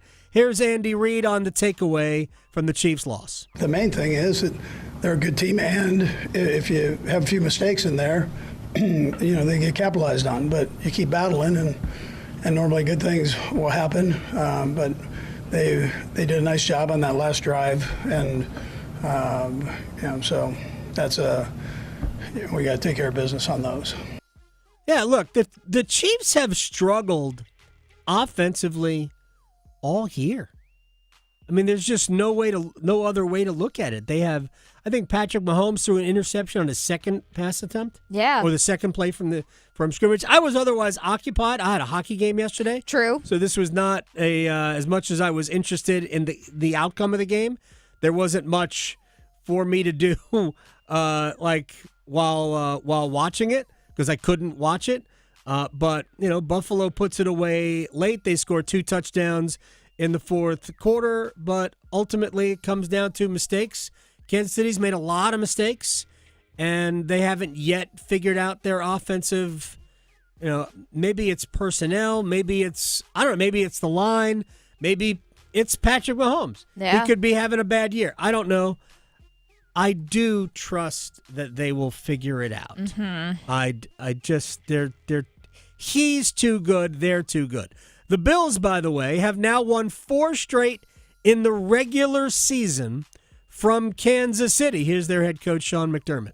It's hard to win games, you know that. And to win 9 and to win against a team that's won back-to-back Super Bowls and coached by Andy Reid and quarterbacked by Patrick Mahomes, it's always going to be tough. These games that we've played have always been close. And so I just thought it was very high-level competition out there, and hopefully the fans enjoyed it and enjoyed it on TV as well. So just a great atmosphere in Buffalo, and just thankful to be a part of it. Here's the thing about the Bills. It almost doesn't matter at times that they're banged up offensively, right? It just doesn't. Allen is the guy who can win a game by himself. Yep. Just like Lamar Jackson is a guy who can win a game by himself. Like last season. Yeah. He carried that team through so many games last season. So if they get healthy, theoretically you would think Buffalo would be better. Mm-hmm. And I'm not sure it matters. No. Like, I don't think they can win a Super Bowl, right? This is dead serious. I don't think the Bills can win a Super Bowl unless Allen has 2 legitimate, game-breaking isn't the real word, but bona fide receiving targets. Right. So, and I don't think one of them is Keon Coleman. I think Keon Coleman's got to be the second guy. They need Amari Cooper healthy. They need Dalton Kincaid healthy. I was hoping he would be the guy this season. Kincaid. For my fantasy football. Yeah, here you go. But he's a great blocker. That's one thing he's great at. I had at. Kincaid last year. But the truth of the matter is that right now they have had a hard time staying healthy. And yet the Bills are 9-2. Mm-hmm. Yeah. Again, this is the first time they've really beaten a good team. It is. Right? This is it. This is the win that they can go, yep, we did that. Mm-hmm. Now, the Bills will have a more challenging schedule going forward the rest of the way. But Allen is a guy who can win games against anybody. I just don't think when you get to the playoffs, even if you have home field advantage, it's hard to win 2 in a row to get to a Super Bowl unless you've got help as a quarterback. And I'm not sure that he has help. The running game was good yesterday. Running game was good for Buffalo as well. All right. I had a conversation around we'll just call it the dinner table yesterday. It was an early dinner at Canes and the Blues yesterday. Yep. With a Bengals fan who believes, this is not an who believes that Joe Burrow is one of those guys. Yeah. My opinion of Joe Burrow is that he is a great quarterback, but he is not one that elevates the play of others around him. He is the one that can take great players and be great. This is not a knock on Joe Burrow at all. This is, I have great weapons, and when I have great weapons, I'm awesome. Yeah, because his stats are crazy. But he's not Josh Allen, he's not Lamar Jackson, and he's not Patrick Mahomes. I think there is a clear delineation, but I am not saying that Joe Burrow isn't a great quarterback, a franchise quarterback. But if the Bengals think that they can let T. Higgins go and or Jamar Chase go, they will find out that Joe Burrow isn't the guy that's going to make the next wave of wide receivers just as good. Even though he stinks now, Aaron Rodgers was that guy. Aaron Rodgers made Jordy Nelson. What? He makes those guys, or did, no longer can. Devontae Adams can no longer save Aaron Rodgers. I don't believe Joe Burrow is one of those. In fact, I think there's only 3 of those right now in the NFL.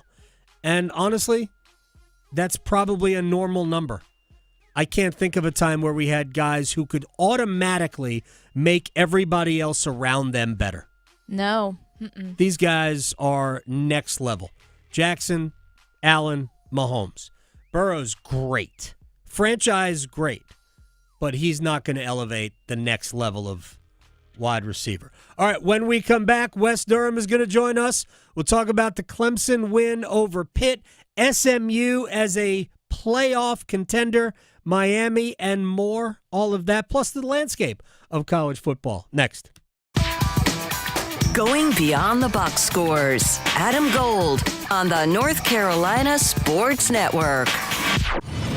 Football is on the menu tonight. Showtime, prime time. And we're dishing up a clash of conferences. Hot dog, man. It's Houston and Dallas. Dominate on 3, 1, 2, 3, dominate. Pregame starts at 7:30. Kickoff at 8:15. Put up or shut up time. The NFL on 99.9 The Fan is brought to you by Wake Med. Here we go.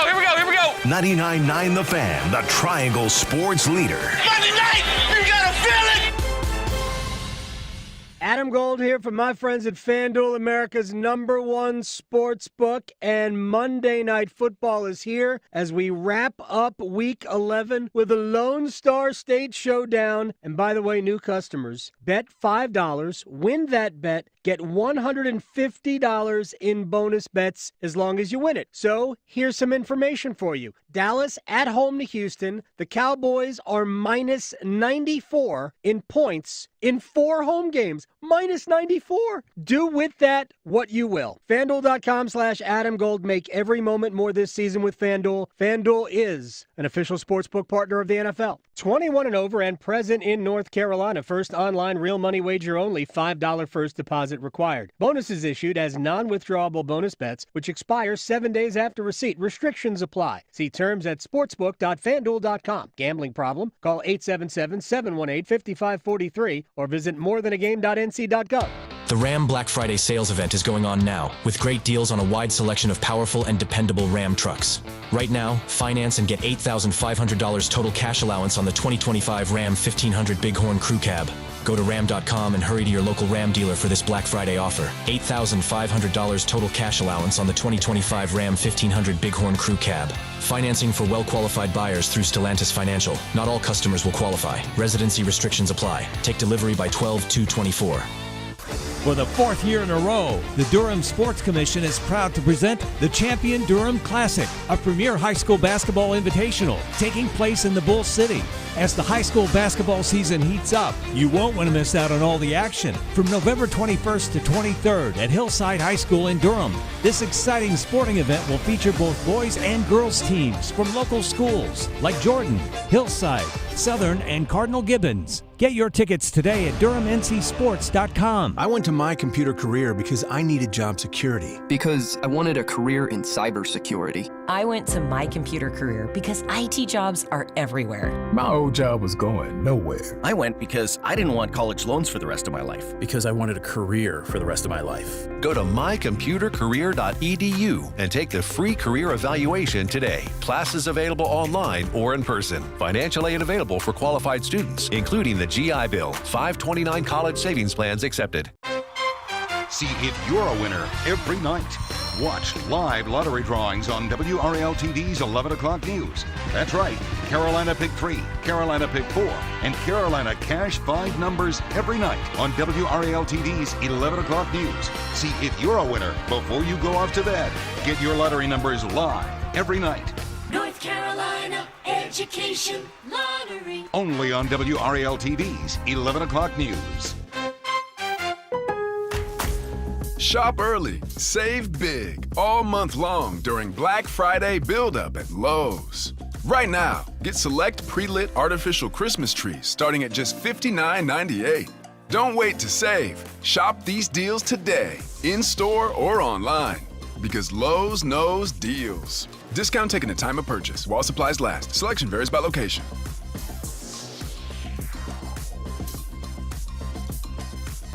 This is Adam Gold. What, a minute 53 into the game? Heat of the moment? Right. What kind of heat of the moment is that? We haven't even gotten to simmer yet. I know. Did someone flip him off in the parking lot? Like, what are we doing? Seriously. The Adam Gold Show.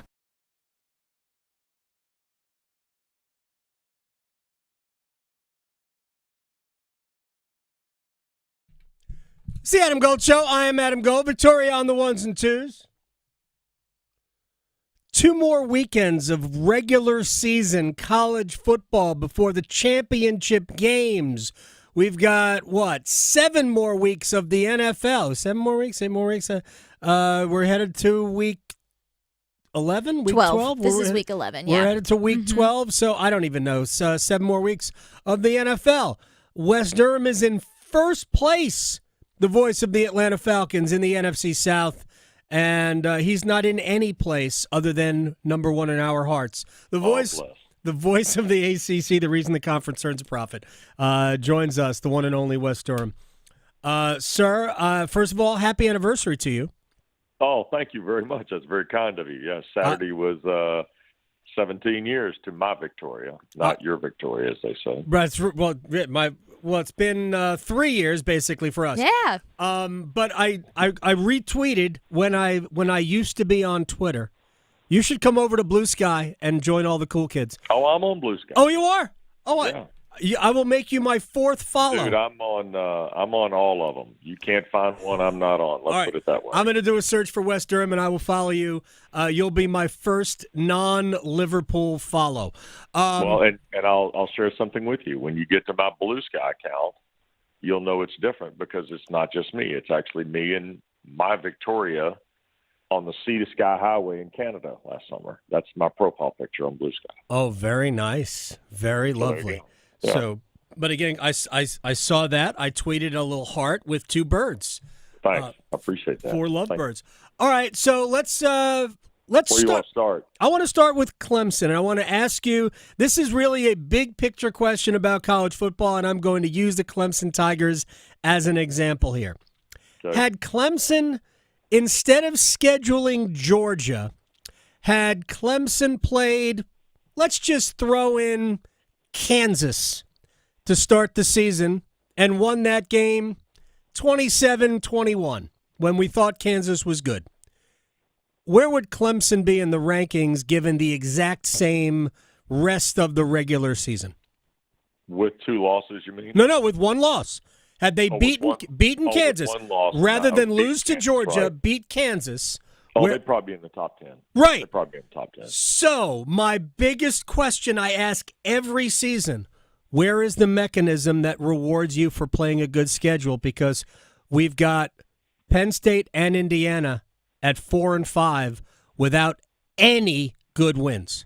Yeah. Well, there are a couple things at play here that I want to come to with you because it relates to conversations we've had prior to this one, okay? Mm-hmm.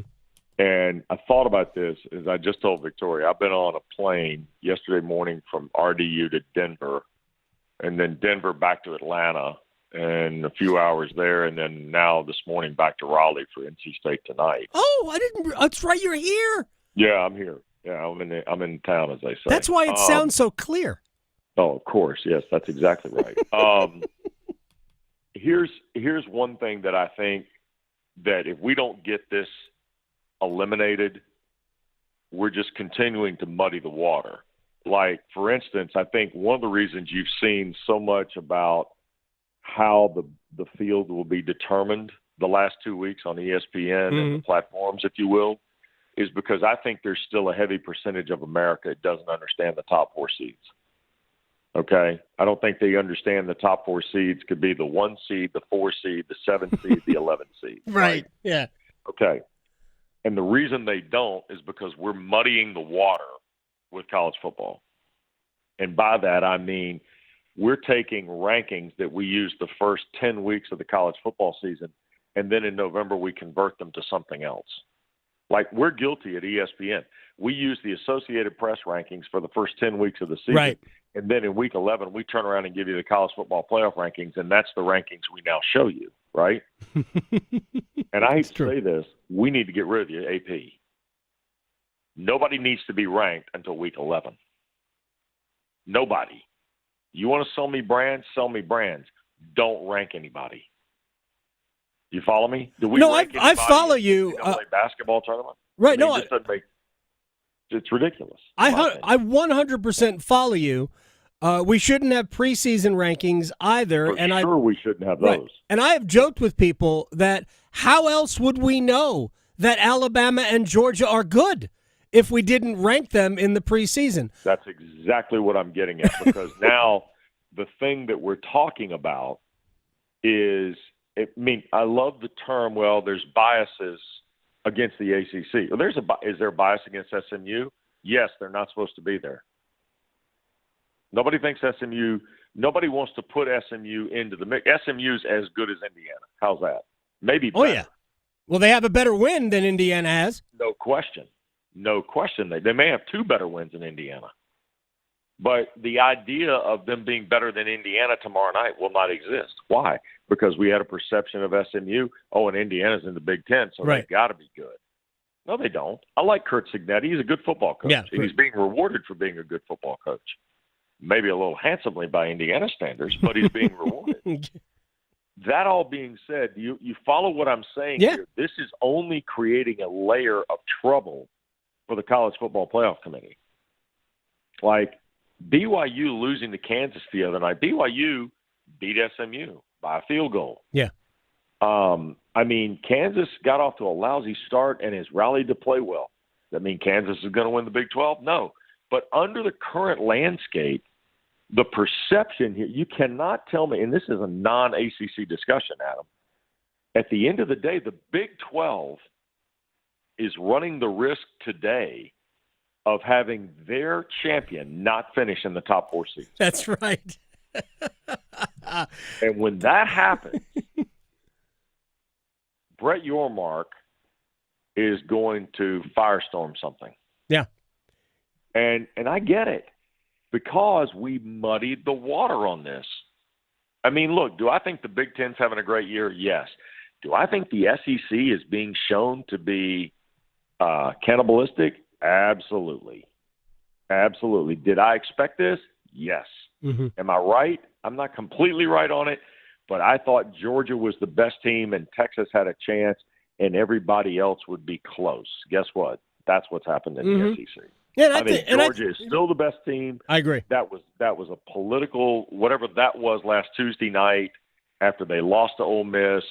Whatever the committee wants to be fine with, watch the recorrection tomorrow night. Oh, yeah, and I laughed, by the way. I laughed out loud when Paul Feinbaum, and I get it, it's performance art, when he said it's a travesty that Georgia was not in the top, not in the ranking.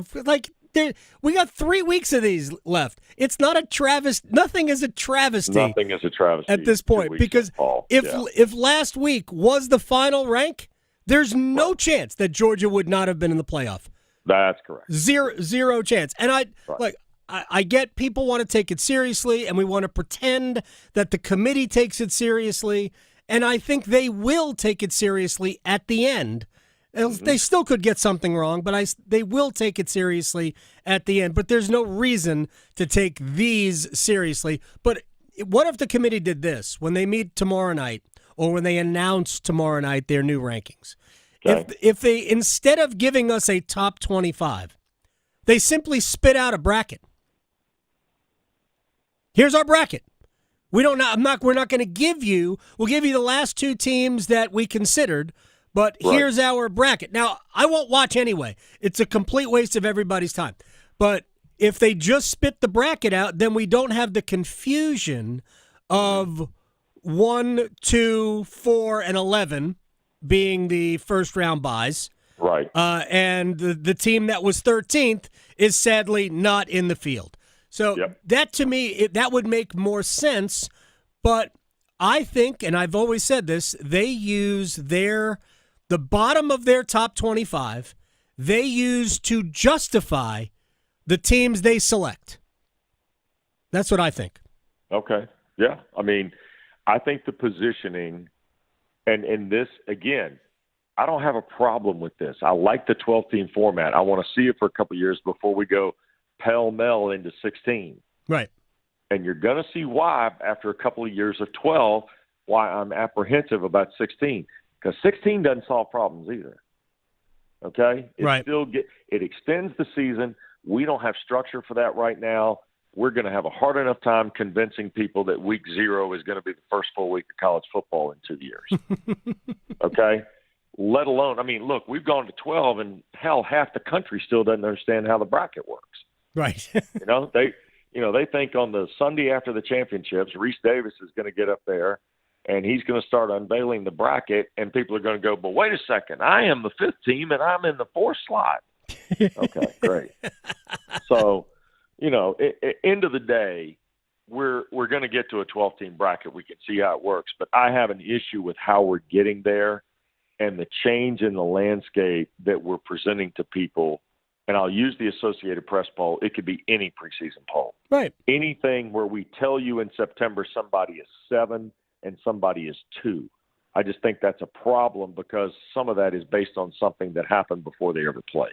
That's all. Yeah, but it has given us a college football record in that Florida State has become the first team in history to start the season in the top 10 and go 1-9. Nobody's ever done that. Congratulations, Seminoles. Well, I feel good about them being 2-9 after Chuck Southern rolls in there on Saturday. So, well, maybe Florida State has proven they lose to Charleston Southern. Adam, I'm just going to tell you right now, they lose to Charleston Southern. That's not going to be good. We're then going to be talking about a lot of things that you don't want to talk about. I mean, they've already fired everybody else. I mean, is Mike Norvell going to get fired? Yeah, but no, because they don't have $60-odd million. But if they lose to Charleston Southern, that'll be a major problem. Not just a singular season problem. That'll be a major problem. My gosh. No. Okay. Look, it's what has happened there is. Like, people have asked, how can that happen? And I really don't have a good answer for how that can happen. By the way, we're talking with Wes Durham here. The only thing I can tell you is that I think there's some fundamental issues. Number one, everybody's accountable for this, by the way. You don't get to this particular drop without accountability on all levels, coaching, playing, strength and conditioning, you name it. There's all sorts of accountability issues that will have to be addressed. And OC, DC, and wide receivers coach being let go at a price tag right around $8.5 million total is also not going to solve it. No. So Mike built the thing. Remember, I did the Jacksonville State game a couple of years ago with Roddy. I've seen kind of what happens here. So Mike knows how the path works. He knows how steep the hill is, and unfortunately, he's going to have to climb it again. It's just it is absolutely remarkable what has gone on. Wes Durham is joining us here. You'll have NC State and Colgate tonight. What have you liked about the Wolfpack?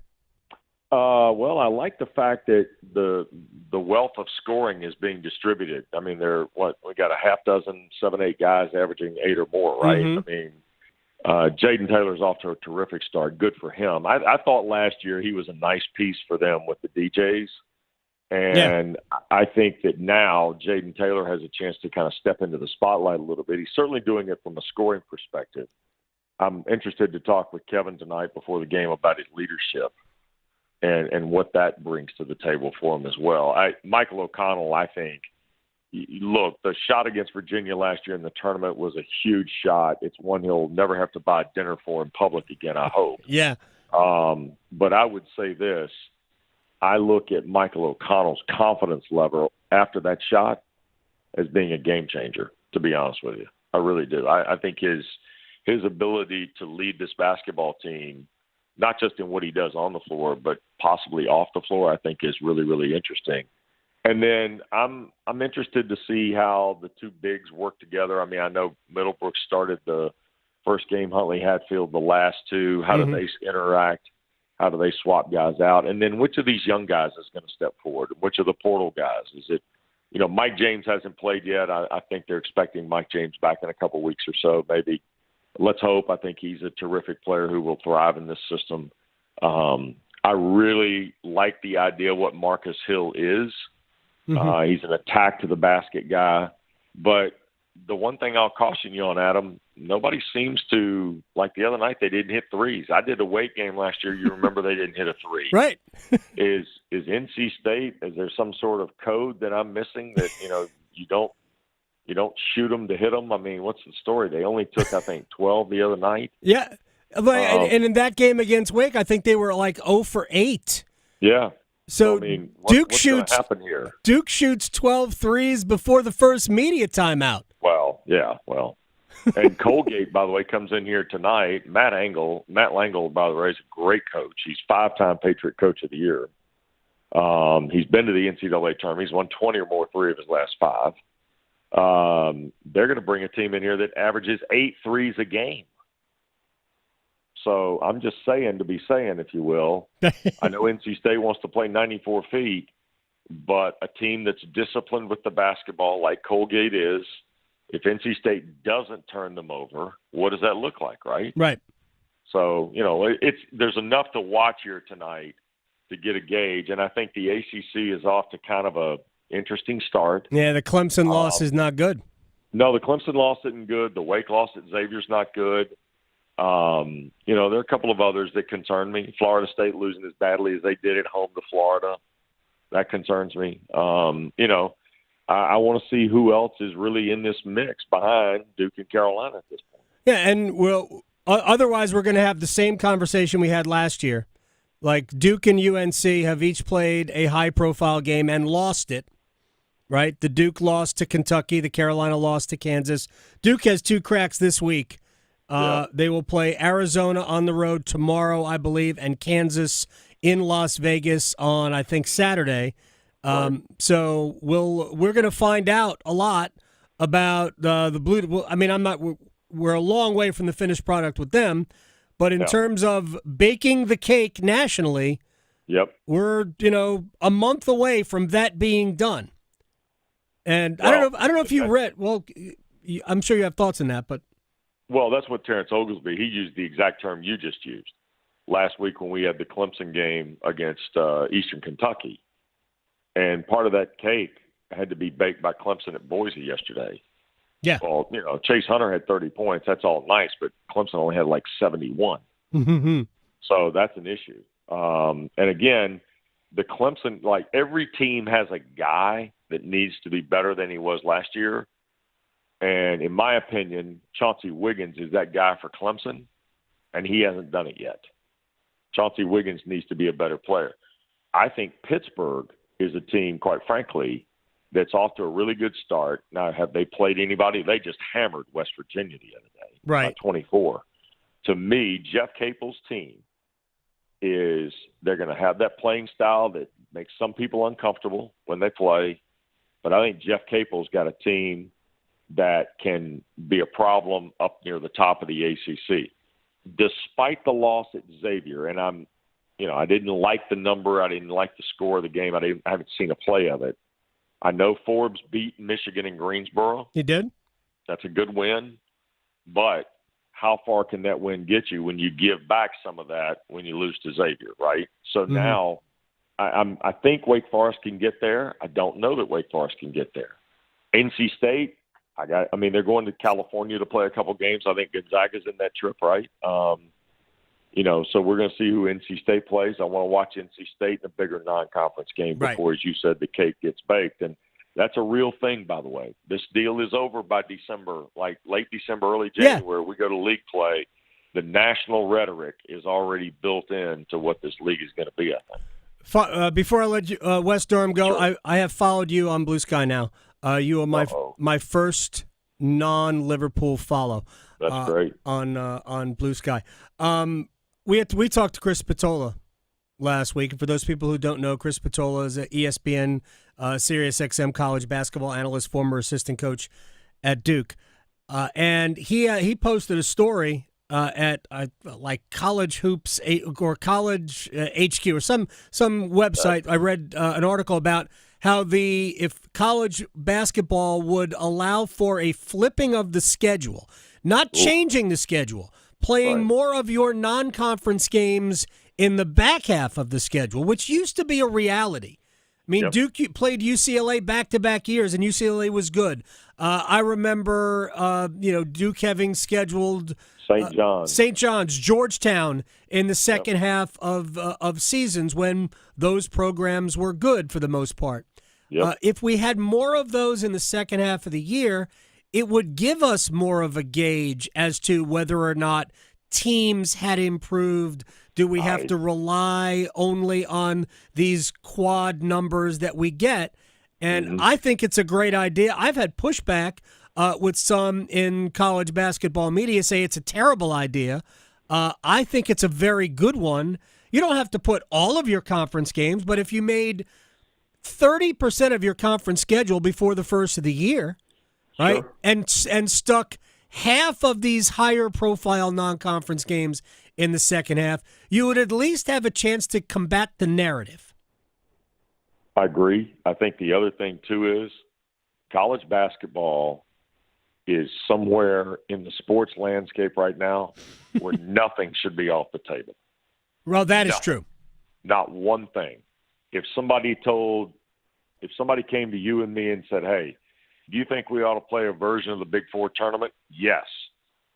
The answer to that is yes, before they even finish the sentence. Okay, well, what does that look like? I don't know, but you said we're going to play a version of it. I'm all for that. I'm all for it. Now, I'm going to share something with you. We haven't talked about this, I don't think, at length. I don't like the fact. Now, I get it. Don't get me wrong, and it's a business decision, and the league has done it. I'm not in favor of leaving 3 teams out of the ACC tournament. Yeah, it's rare. Why are we doing that? Why are we doing that? Why? I mean, just because that doesn't work with the schedule at the Charlotte Spectrum Center? It's too big? Is it too big? Is the league too big? I mean, it's already what do we too do big. Wrong here? I mean, it's already a 5-day affair. And Jim Boeheim and I had a long discussion last year when we were doing games about the phobia, if you will, of not being one of those three teams, and you don't make your own conference tournament. I mean, think of it like teams that don't go. It's already when you don't go to the NCAA tournament, you're in trouble. And now you're not even going to go to the conference tournament. Oh my, it's true. It's and so for me, I've kind of taken the coaching side of this. Like, well, that's not fair. Let's say all of a sudden, Joe Schmo's the new coach at let's say Steve Forbes leaves and he's the new coach at Wake Forest. Right.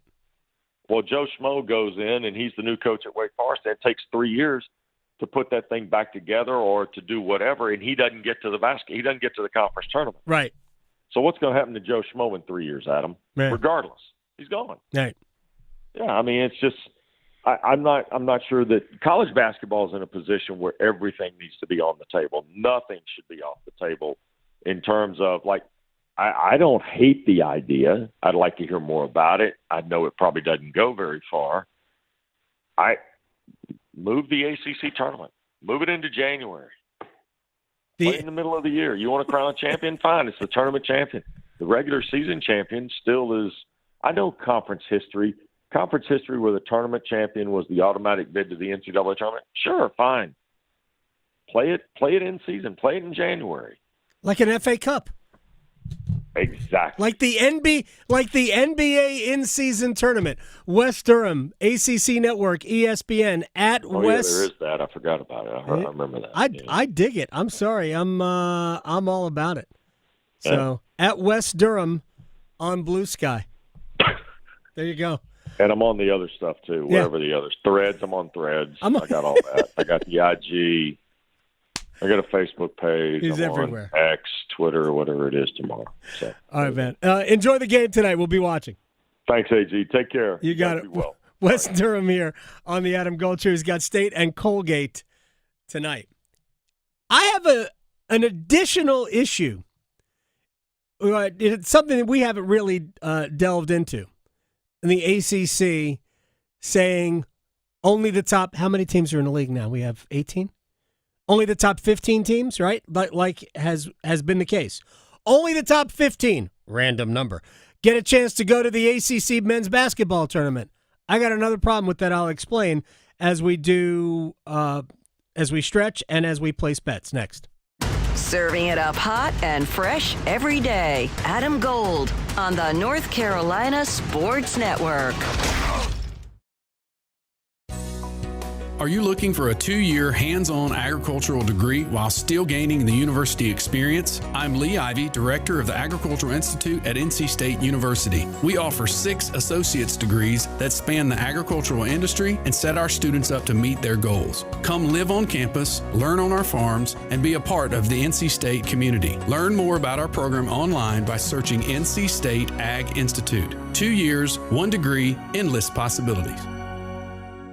At North Carolina Farm Bureau Insurance, we believe that getting to know you is the best way to protect what you love most. We have friendly agents in every county to help you prepare for the unexpected. And when life doesn't go as planned, our award-winning claims team will be with you every step of the way. Find a local agent today at ncfbins.com. North Carolina Farm Bureau Insurance. Helping you is what we do best.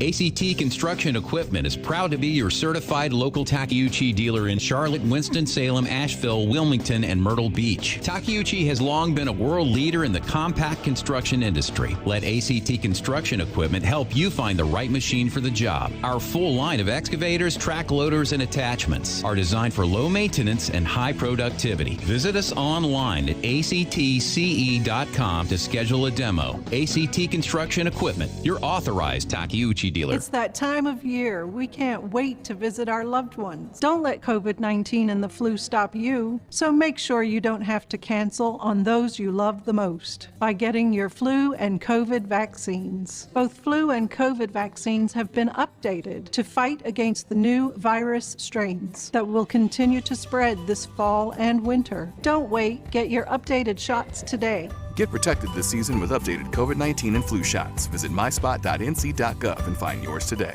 You wouldn't ask your mechanic to help stage your property for an open house. As NC Realtors, we're experts who make buying or selling property easier for you. Using the latest technology and armed with local insights, our realtors help you find properties you would want to call home. We also know which details make your property more attractive to other buyers. From start to finish, our realtors know. Find out more at ncrealtorsknow.com. According to the latest report on farmland loss in the United States, North Carolina ranks second in the nation in potential agricultural land lost by the year 2040. If you own land that may be converted from agricultural use, the North Carolina Department of Agriculture and Consumer Services may be able to help. Grants for the purchase of development rights are available through the North Carolina Agricultural Development and Farmland Preservation Trust Fund. Landowners can learn more at ncadfp.org. AARP reminds you that November is National Family Caregivers Month. While family caregivers should be celebrated every day, this is the time to recognize and honor those taking care of their loved ones by raising awareness around caregiving issues, educating communities, and working to increase support for our nation's caregivers. Learn about this topic and more by listening to AARP Without Limits. You can find the latest episodes of AARP Without Limits wherever you listen to your podcasts. Have you ever noticed how little things can make a big difference? A simple thank you, a friendly smile when you pass a stranger, looking people in the eye and greeting them with, "Hi, how are you today?" and really meaning it. It takes so little time, but it works wonders. In North Carolina, we have always taken pride in being kind to everybody. Little things do make a difference. Makes you feel better. Makes everyone around you feel better. This is Adam Gold. Dan on Twitter, who you got? Robert Plant or Elvis Presley? That is actually very difficult because I don't want to disrespect Elvis Presley. I think it's Elvis. It's very, very close. And that is an incredible question. The Adam Gold Show.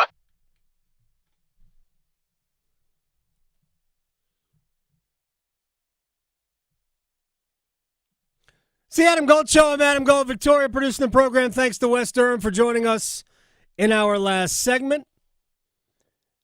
Next hour, we will talk with Corey LaVallette. Covers the Hurricanes for The Athletic and the North State Journal. We'll talk about the Canes' 13-4 start, second straight win at home over, I will say it, 2 non-playoff teams. I don't think Ottawa's going to make it, although I think Ottawa's super talented. I think they're really good. And in terms of having ability, I just do not trust that they will. They're as good as any of those teams that think they're better than they actually are. Buffalo, Detroit, Pittsburgh. God, Pittsburgh's bad. I think the Islanders are probably more of a playoff team than Ottawa. But it's going to be difficult. I don't think Boston's a playoff team either. I really don't. But we'll talk to Corey LaVallette of the North State Journal and The Athletic about the Hurricanes' 13-4 start. And if you stood next to Martin Necas, would you wear a hazmat suit? I think the answer is yes. Let's stretch. Well, you might need a hazmat suit if you're around one of these two guys. So a lot of people watched the show on Friday between Mike Tyson and Jake Paul. Did you see how many people bought it on Netflix or watched it on Netflix? No. If I'm not mistaken, it was like 60 million people. That's crazy. Yeah. Well, and that's I why knew the streaming. Maybe that's why the streaming crashed. I don't know. You would think Netflix would be a little bit more prepared, but since then, Tyson has come out. Paul and Tyson both talked about it afterwards, and the fight went all 8 rounds. In case you didn't watch it, if you want to call it a fight, I put that in quotes. It wasn't very good. Fight. It's so produced. I mean, it's exactly what I thought it was going to be. It's all produced. Wrestling. Yes. Yeah. I mean, Jake Paul came out in a car. Like, his walkout was a car. So, and his brother's a joke too. But anyway, Tyson, he managed to last the whole time. He did talk about it afterward and say he just felt lucky enough to end all 8 rounds with it because he said he almost died in June having 8 blood transfusions, lost half of his blood and 25 pounds in the hospital. So that was kind of working against him, I guess you could say. But okay. Yeah, just in case you were wondering. And Paul, of course, in his post-interview was saying, quote, "I wanted to give the fans a show, but I didn't want to hurt someone who didn't need to be hurt." So there you go. And you're correct. It was boxing. I know. It's boxing. That's the goal, but whatever. I mean, that's a goal in a real fight, but whatever. So you're correct. An estimated 60 million people did watch or at least tried, but Netflix had a ton of issues. Or it could be Bally, but Tyson's 58, by the way. He is 58, and Jake fought, Paul is he 27. Fought me. Yes, I know, exactly. But last but not least, really quickly, I think something we all can get behind is now there's going to be a Betty White stamp coming out next year. I'm excited for that. I don't really mail anything, but I just love Betty White.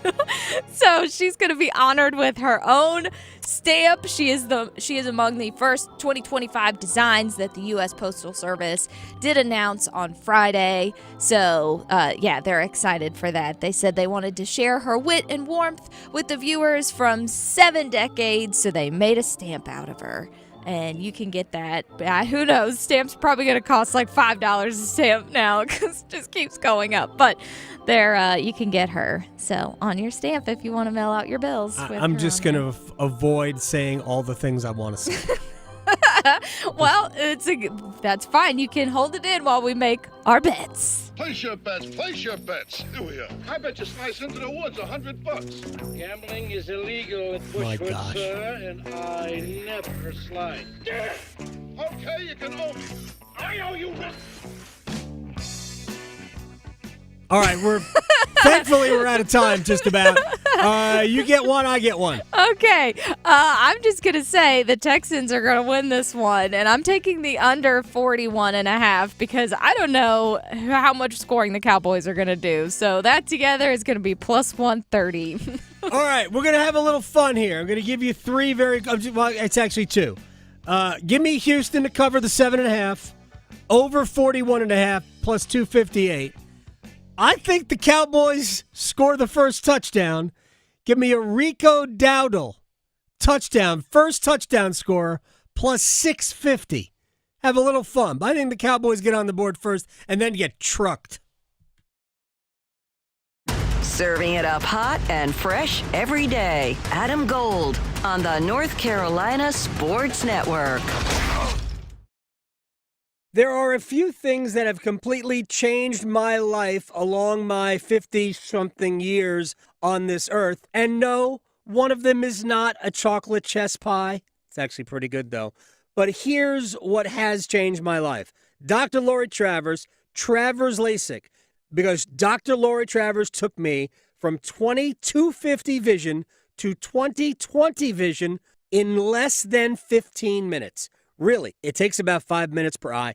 Totally painless. You could go back to work the very next day, and I never have to use glasses or contact lenses or solutions or any of that ever again.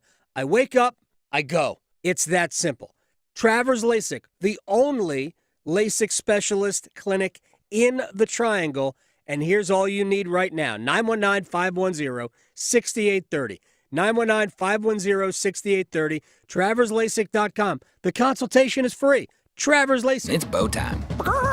It's not just football season. It's tailgate season. And that includes every kind of football, whether it's got goalkeepers or goalposts.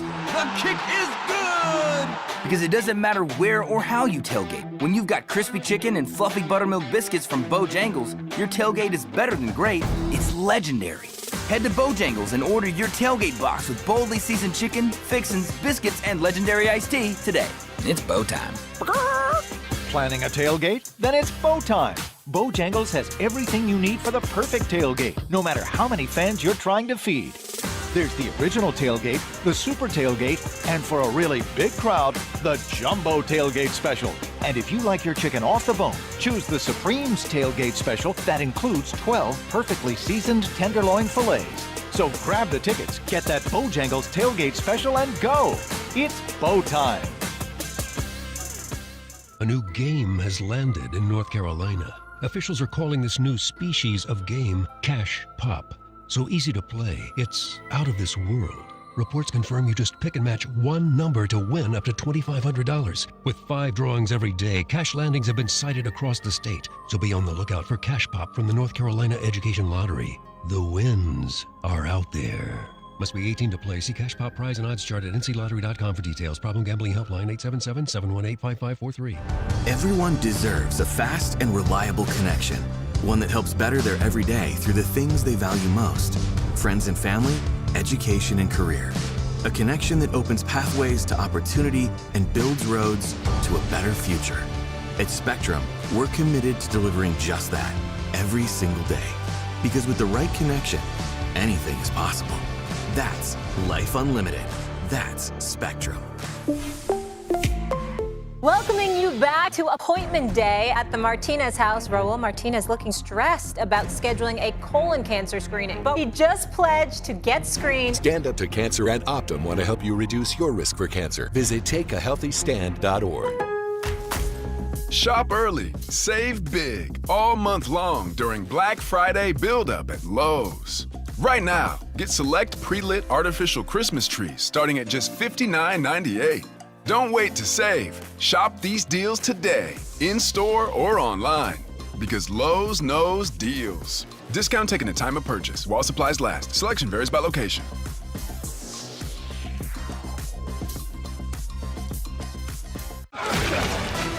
This hour of the Triangle Sports Leader is powered by Ritchie Law Firm, injury lawyers. Ritchie Law is on top of it. Go to ritchielaw.com. That's ritchielaw.com. WCMC HD1 Holly Springs. Take us with you on radio, web, app, Alexa, and YouTube. 99.9 The Fan, the Triangle Sports Leader.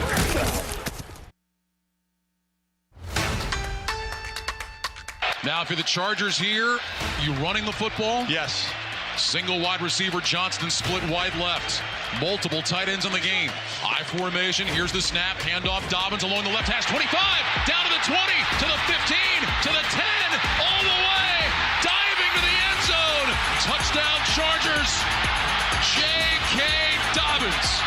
Down the left sideline. Out of tackles. Into the end zone. And the Chargers into the lead. 18 seconds to go. And the Chargers are back in front.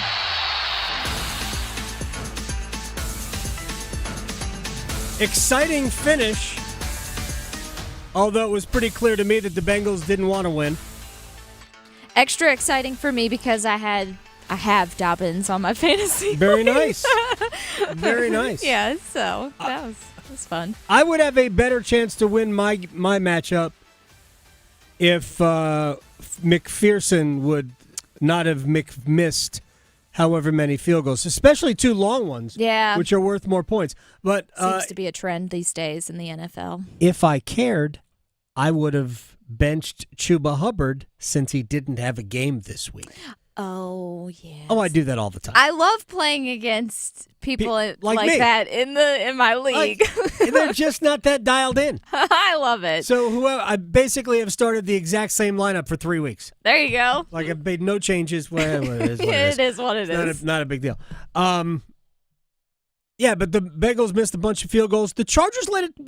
When they were ahead like 27-6 in the third quarter. They had a big lead. Mm-hmm. Yep, they did. I think by like 20 points, yeah. Yeah, you're right. It was a lot. Right? It was 3 touchdowns, and the Bengals came back. So in the AFC, and we're going to hear from the Bengals here in a second.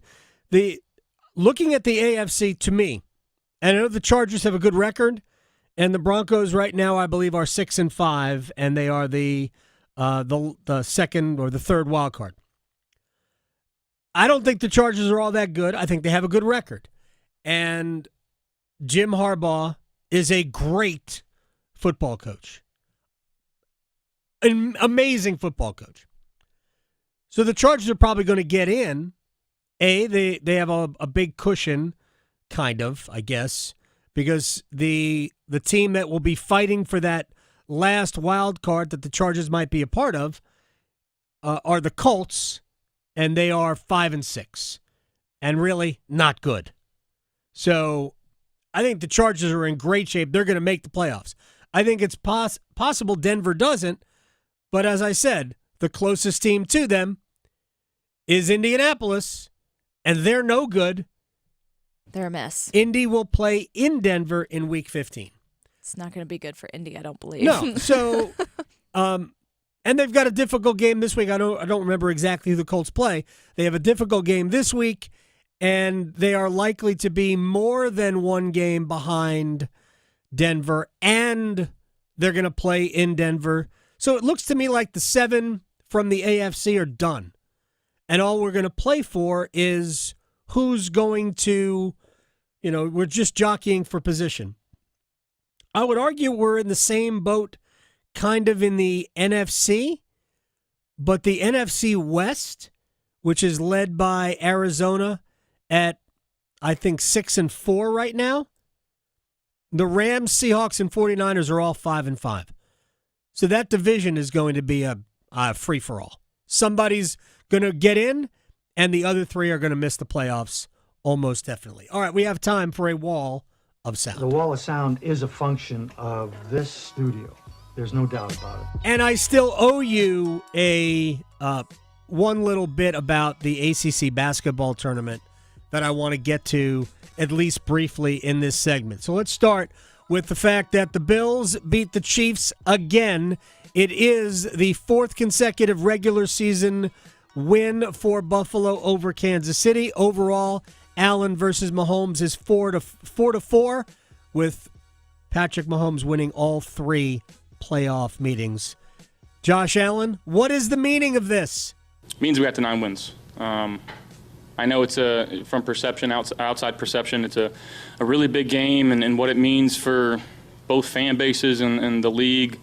We're in week 11. We're 9-2. Last time I checked, 9 wins probably doesn't get you in the playoffs. So, going in this bye week, you get to enjoy ourselves a little bit, but coming back ready, a hungry team and just trying to go 1-0. I think 9 wins might get you in the playoffs this year in the AFC. All right, to the Bengals and Chargers game, and even though the Chargers were they won the game, better team. Bengals have done a good job of shooting themselves in the foot. They missed a couple of kicks late. They might have lost the game anyway. None of those kicks were guaranteed game winners. It would have given them the lead. There's something to that, but didn't guarantee them anything, and they gave up a touchdown to J.K. Dobbins and the Chargers offense. But they've been talking about a sense of urgency, really since the loss to Washington in the third week of the season. Head coach Zach Taylor. No, I mean, we still have the same mentality that we're just taking it one game at a time, and that's the way this league works. And, we've got a lot of experience doing it this way, where you just focus one game at a time and you find that win, and next thing you know, you can catch some momentum, and the team's got confidence, and people rally behind you, and you can still have a pretty special season. 2 games behind Denver for the wild card. Division's over. Steelers are 9-2. You're 4-7. You're 5 games behind the Steelers. Mathematically, yeah, you can still catch him. You're not gonna. And you're not going to catch Baltimore either. So it's about getting the wild card, and you're 2 full games behind Denver. I think Cincinnati is better than Denver. But Cincinnati just refuses to win games. They need to schedule the Jets more. Find the lie there. Find the lie. Has Joe Burrow given up hope? I guess we'll find out. We are where we're at. I'm not happy with where we're at. I don't think anybody is, but all you can do is come back tomorrow and try to get better. Thank you.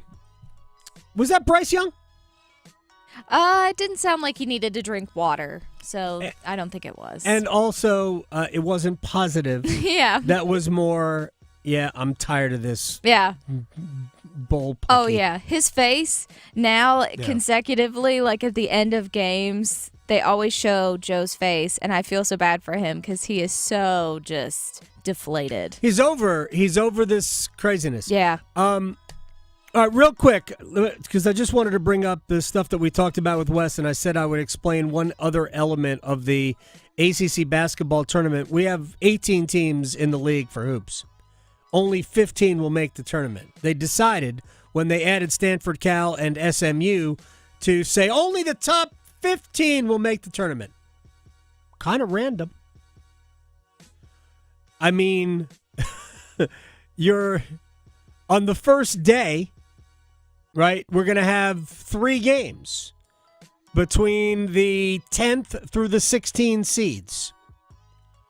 If we're going to have that, we should have if we're going to have 15 teams in, we should have 18 teams in. The whole argument as to why we should have 15 teams was, if you're in the league, you should go. And on top of that, all the schools in the league use ACC tournament tickets as incentive for clients when they're selling season-long sponsorships to football or whatever. They're using, hey, we will entertain you at the ACC tournament as a carrot. You spend X amount of dollars with us, and we will make sure you have a good time at the best conference basketball tournament ever. And I'm not talking about most competitive. Like it was the first one. It's still the one that matters the most. So you can't say that to Because the truth of the matter is, if we're not going to have everybody there, then we should just cut it back to 12, or dare I say 8, and be done with it. But that's not what we want to do. That's not what the league wants to do. 15 is already too big. But we're here, so we might as well do 18 and figure out a way to make it work. They don't want to do the first round or, the qualification process on home courts like the Monday after the season to see who advances to the ACC tournament. They don't want to do that. Dumb. Why are we doing silly things? Anyway, it's too big. 18 teams is too big. We need a first 4. Just kidding. We don't. We don't need that at all. All right, we're going to take a break when we come back. Corey Lavalette, North State Journal, and The Athletic. The Carolina Hurricanes right now, based on percentage of points earned per game, are the best team in the Eastern Conference. We'll talk to Corey Lavalette about that next. Raleigh to Boone, Charlotte to Chapel Hill. Your Carolina is covered. Adam Gold on the North Carolina Sports Network. Hey, Carolina Panthers fans, it's Dennis Cox from 99.9 The Fan. For all the inside information on your team, join me and my co-host, WRAL TV's Chris Lee, for our podcast, Panthers Playbook, presented by Carolina Ford Dealers. In every episode, we'll keep you up to date on your Panthers, and we'll do it with access only we can provide. Locker room insight, exclusive interviews, and in-depth looks at every Panthers game. Follow and subscribe to Panthers Playbook wherever you discover your favorite podcasts or watch on YouTube. Adam Gold here from my man, Coach Pete DeRuta, Capital Financial Advisory Group in Apex, and you might be thinking about retirement. This is what Coach Pete does. He helps people plan for retirement. Whether you're nearing retirement and are now thinking, man, can I retire today? Or you just entered the workforce, or any place in between on your employment career, it's a great time to at least find out, can I do this? Capital Financial Advisory Group is the place to go. 888-843-0013. 888-843-0013. Or you can text Adam to 600-700. And here's what we're going to do for you. If you call or text right now, a total customized retirement plan for you that will give you everything you need to retire on your terms is available for free. But you have to call now. It's a $1,000 value, by the way. 888-843-0013 for Coach Pete DeRuta. Get the Honda of your dreams during Happy Honda Days with a sporty new Civic, Accord, HR-V, or CR-V. For a limited time, well-qualified buyers can get a 2.9% APR on a 2025 Honda Accord or CR-V, a 4.9% APR on a 2025 Civic, and a 3.9% APR on a 2025 HR-V. Brought to you by your local Carolina Honda dealers. Contact your local Carolina Honda dealer today. See dealer for financing details. Exclude Civic Si and Type R. At Take 5, we're faster than you think. That means we'll change your oil and have you back on the road before you can count all the change in your center console. Cha-ching, baby! Just sit back and relax while our fast, friendly team does all the work. Take 5, the stay in your car 10-minute oil change. Appointments now available at participating locations. Charlie did not die from an overdose. Charlie was poisoned. No other family should go through this. It's just horrific.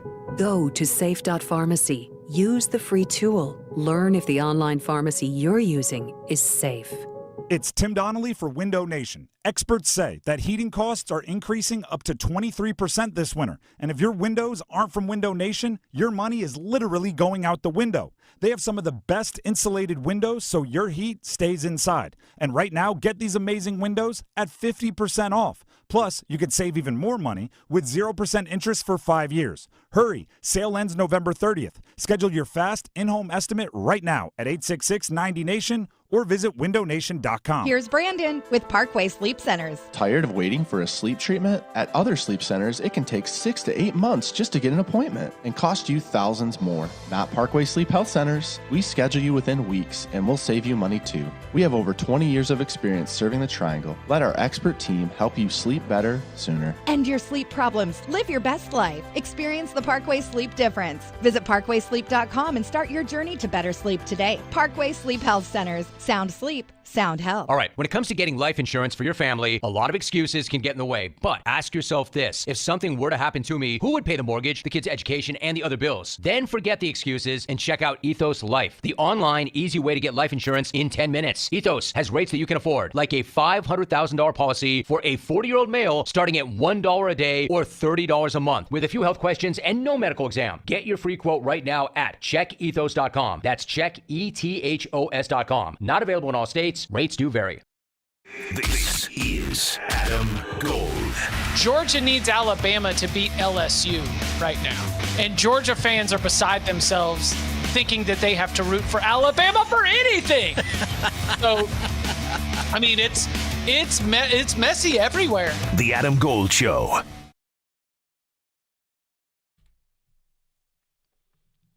It's the Adam Gold Show. I am Adam Gold. Victoria producing the program.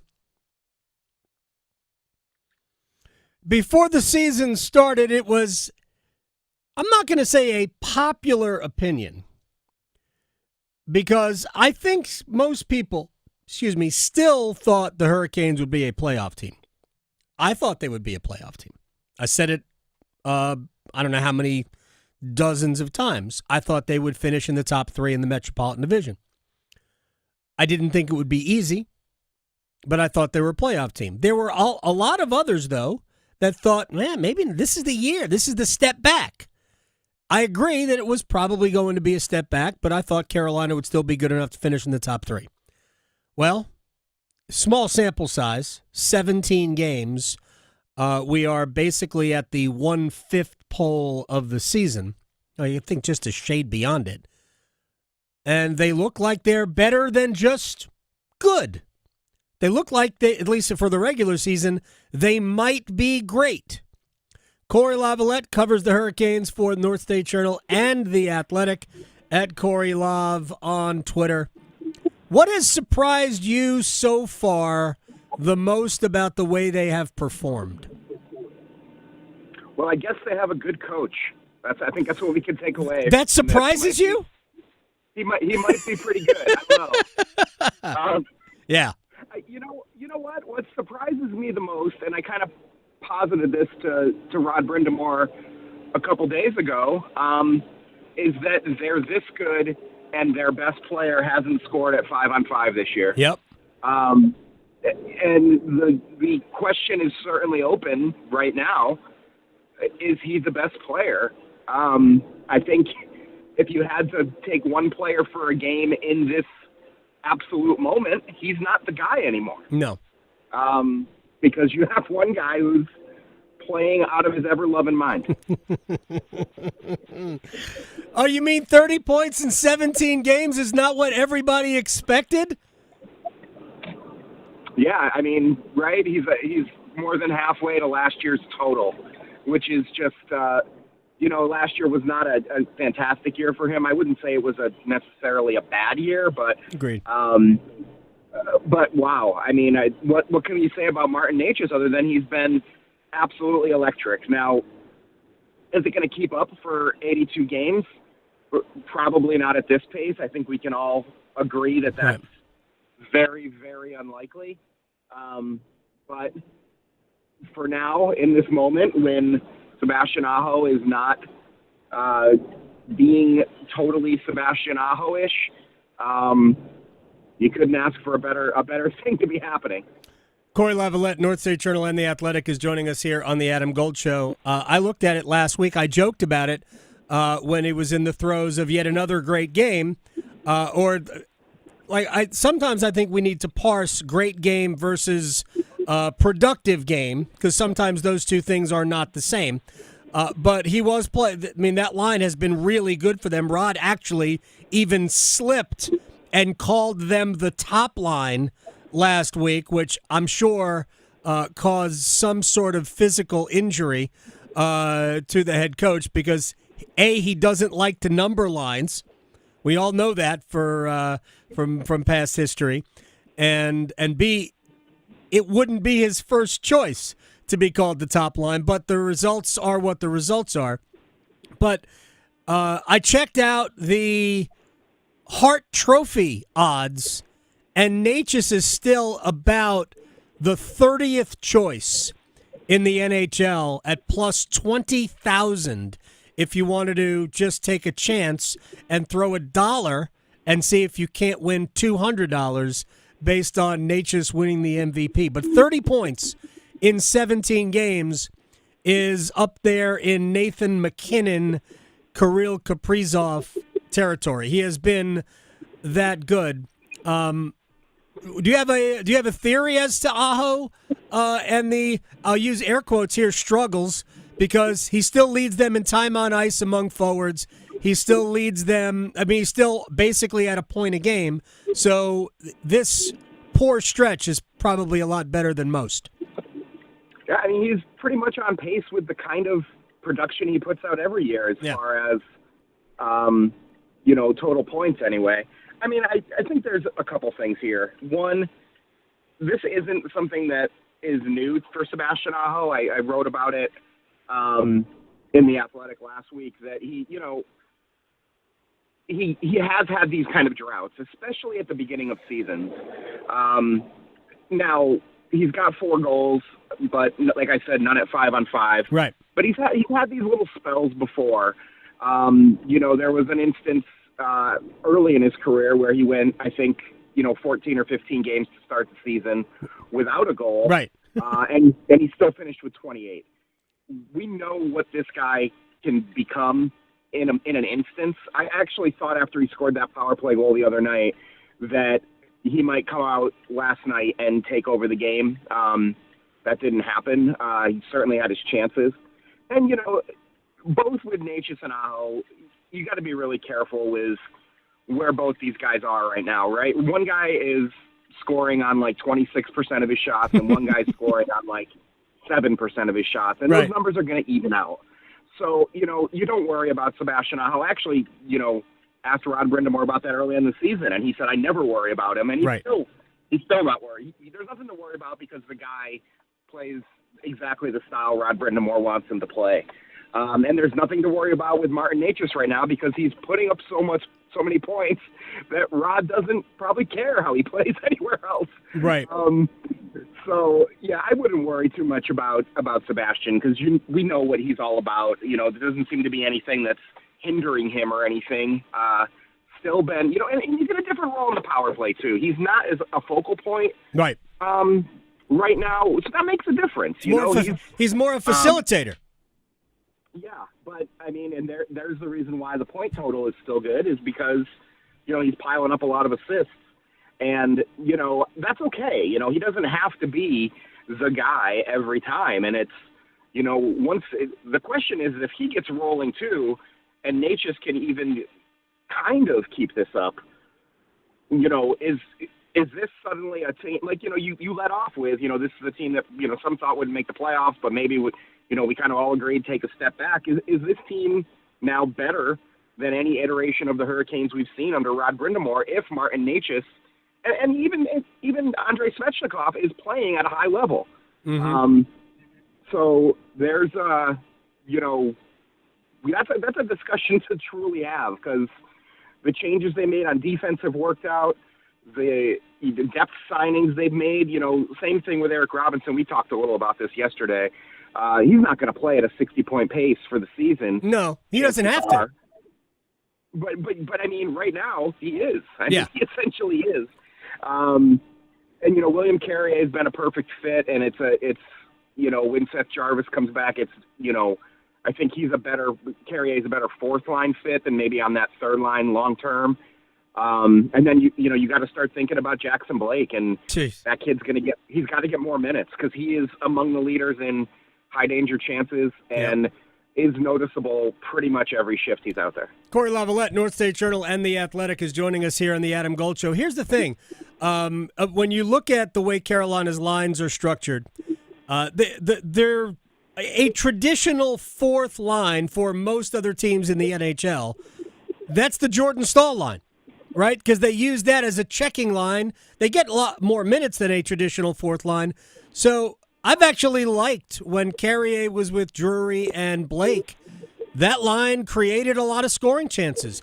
I don't mind having a scoring element on it in Blake. He's getting about 12 minutes a game on average. He happened to be third last night in forward time on ice behind Aho and Svechnikov, barely behind Svechnikov. So he's getting his time. He's getting power play time right now because he's taken the spot of Jarvis on that line.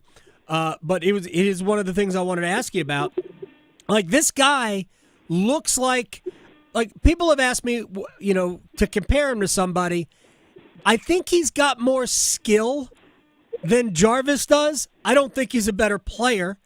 Jarvis has a way about him that is just different, but I don't know that he's not maybe a better, more skilled offensive player than Seth. I think hands-wise, I think you're onto something. I think he's got really, really good hands and is creative in the way he plays with the puck. He made a play last night where he kind of curled up his stick and used just the toe of his stick to push a puck to an area that he could only get to. And it didn't actually work out, but when I saw it, I was like, it actually reminded me a little of when Sebastian Aho first on the scene, and that was kind of the start of seeing NHL players taking pucks and pushing it into places and then going and getting it because they knew they were faster, and you see that with Jackson Blake. It's he's an ultra talented kid, and then just go and look at where he scored his goals.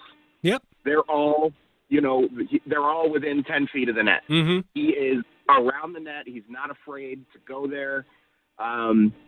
He joked a little. I joked with him, like, how are these moments after the Ottawa game where you get up, you got Brady Tkachuk bearing down on you and he makes a big hit on you. Are those kind of neat moments? And he's like, well, that's one I prefer not to have.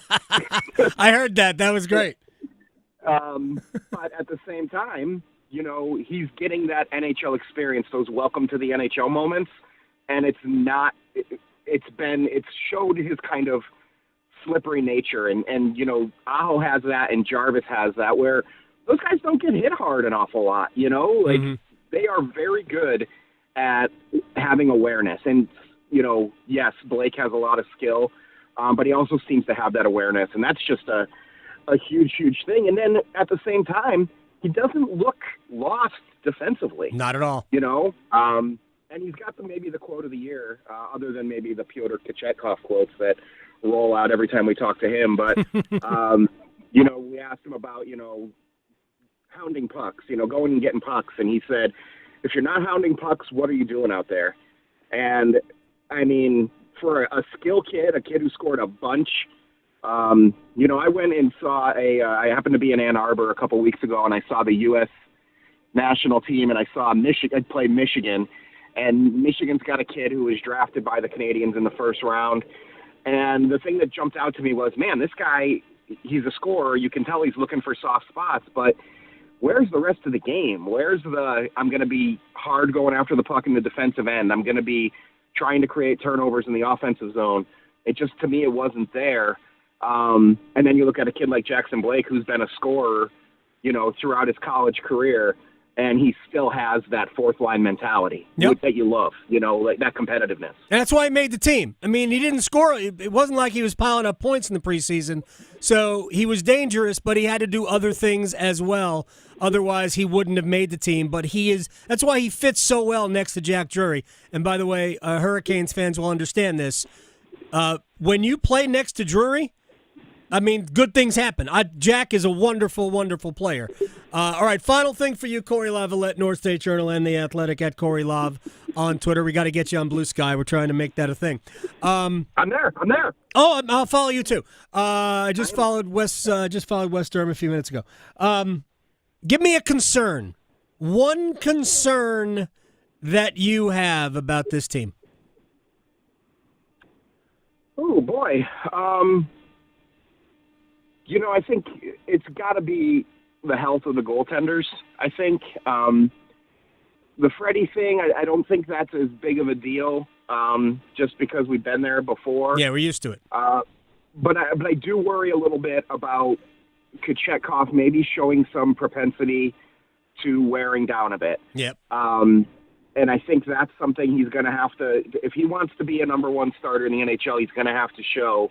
And last night was, granted, he had taken a couple days off, and he told us last night, I just went home and slept. Great, do all that. But when you're a number one, there aren't, days where you don't dress. You're dressed every game, and you're at every practice. So, you want to see that, I think. You want to see that he can handle the load, and I'm not saying you need to be an Artur Serbe 75-game guy, but they need to.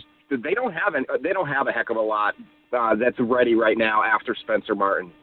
So he needs to stay healthy and show that he can handle a workload, because you're not going to want to play Spencer Martin 35 games. That's just right. He's done a great job, but that's not who he is, right? There's a reason guys like that go through waivers and things like that, is because he's a great number 3, great guy to have. Yep. But there's a reason he hasn't been an NHL backup full time, and so Piotr needs to show that he can handle that burden, that workload. I think he has the mentality for it. We'll see if the body can hold up, and he's playing through whatever kind of broken finger situation he has going on right now too. So there's toughness there, but at the same time, can't really be taking days off when you're the number one. So I don't criticize him for doing it recently, because there was obviously some circumstances there getting run into. Yeah. But you want to see him be durable. So that's the number one concern to me. And maybe that's the reason why he drops his stick 11 times a game. Corey Lavalette, North State Journal, and the Athletic. I appreciate your time. That Corey Lav on Twitter, is that also your Blue Sky handle? I guess. I don't know how these handles work. They've got all the apps in them and everything. I'm an old man. But, yes, it's that. Okay. There you go. Corey Lav's on Blue Sky at Corey Lav. All right, man. I'll talk to you later. Thank you so much. Anytime, buddy. Peace. Corey Lavalette here on the Adam Gold Show. I mean, there's no app. There's no symbols. It's just whatever. I'm just Adam Gold on Blue Sky. You're not on Blue Sky yet. No, not yet. I haven't gotten around to it. There's just so many apps. I don't even know. My phone is so old, too. I'm kind of scared to put a new app Another on app. it. Maybe it'll kick out one you don't use. Maybe. I mean, I'm to the point where I have to have it charged at all times just for it to work. Got it. So that's where we're at. Totally understand. I have been there. Yeah. All right, when we come back, we'll get back to the NFL. Will Brinson, he will join us. We'll kick around the Steelers and the Ravens, the Bills and the Chiefs, and more. Next. Raleigh to Boone, Charlotte to Chapel Hill. Your Carolina is covered. Adam Gold on the North Carolina Sports Network. Week 11 isn't over, people. We've got a good one tonight. Well, it's a good one if you're a Houston Texans fan. FanDuel, America's #1 sports book, wants you to still get in on the fun, even though Week 11 is almost over. New customers, $150 in bonus bets if your first $5 bet wins on tonight's game. By the way, the Cowboys at home, -94 in 4 home losses. They have not won a home game yet. -94. I think you might want to take Houston giving the points. FanDuel.com/AGS and make every moment more this season. FanDuel is an official sportsbook partner of the NFL. 21 and over and present in North Carolina. First online real money wager only. $5 first deposit required. Bonuses issued as non-withdrawable bonus bets, which expire 7 days after receipt. Restrictions apply. See terms at sportsbook.fanduel.com. Gambling problem? Call 877-718-5543 or visit morethanagame.nc.gov. Open enrollment for health insurance is here. But don't worry, North Carolina Farm Bureau Insurance has you covered for all your health insurance needs, including Medicare. And with offices in every county, a trusted, experienced agent is just around the corner. ready to help find a plan that's right for you. Visit ncfbins.com or stop by your local office today. North Carolina Farm Bureau Insurance. Helping you is what we do best. From the food we eat to the clothes we wear, agriculture touches every corner of our daily lives. I'm Lee Ivey, director of the Agricultural Institute at NC State University. With the world's population growing, we need people equipped and trained to meet the needs of our future. In our program, we rise to meet that challenge every day, and our students are engaged and invested. Learn more about our program online by searching NC State Ag Institute. 2 years, 1 degree, endless possibilities.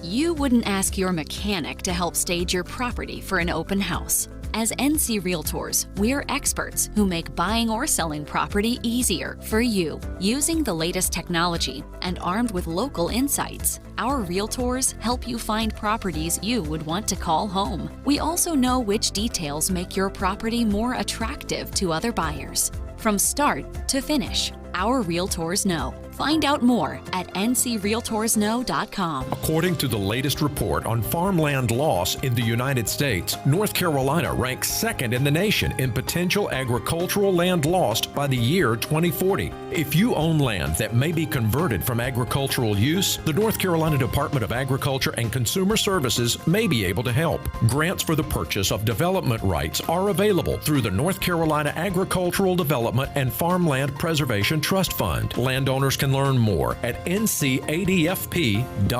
It's that time of year when we pack our bags for exciting adventures with friends and family. So make sure you don't have to cancel on those you love the most by getting your flu and COVID vaccines. They're safe and effective. Both flu and COVID vaccines have been updated. So make sure you don't miss that flight and protect those around you. Ask your healthcare provider for your updated flu and COVID-19 shots. Don't wait. Get your updated shots today. Get protected this season with updated COVID-19 and flu shots. Visit myspot.nc.gov and find yours today.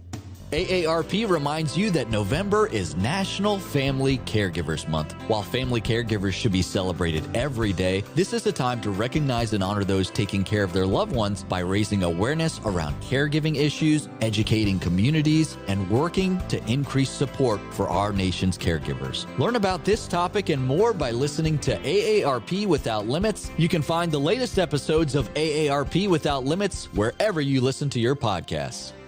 This is Adam Gold. When the U.S. Space Force plays Air Force in the Military Bowl, then I will recognize the It'll be out of this world. The anthem. Sorry, I had to. The Adam Gold Show.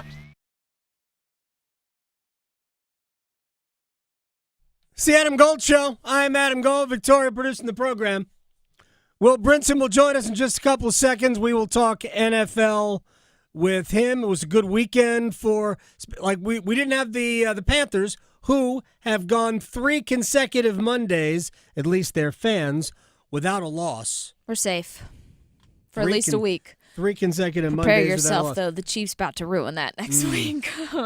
And it actually makes me think that maybe it wasn't a loss. It's actually, maybe it was a loss because the Chiefs lost and now they're mad. May be angry. Mm-hmm. They can't lose 2 in a row. They want to maintain their spot on top of the AFC. Could you imagine, though, if the Panthers beat the Chiefs next week? That's pro football. We've seen crazier things. Yeah, exactly. Dumber things have absolutely happened. I mean, the Jets thought that Aaron Rodgers was going to be good. I mean, dumber things have happened. So it is what it is. NC State plays at home to Colgate tonight. Wes Durham will have the call. They're back in town. He was just here. They just had North Carolina Wake Forest. Right. He's in town. Again. Why did he stay? I don't know. No, he had the Falcons game. Yeah. Falcons, I think they got punked this weekend. Oh, yeah, by the Broncos? Yeah, I got punked. It was fantastic. Yeah, we didn't talk about that because that would have been bad. All right, to Will Brinson, senior NFL writer, CBSSports.com, who sorts the Sunday pile on that fabulous website. So I want to start here. What is Baltimore's record with 2-point conversions with a chance to tie or win. I have not done the math. I have not done the research. Has anybody at CBS done it? I have not done that math. I will say that the Steelers appear to be this year's luck box special. I did write mea culpa. I said the Steelers would go 6-11. They are 8-2. I think how did we win, or did we win well or did we lose badly? Math that people put out in the wake of each college and each NFL week probably shows that the Steelers should be a little bit closer to 500. But the formula they put together here.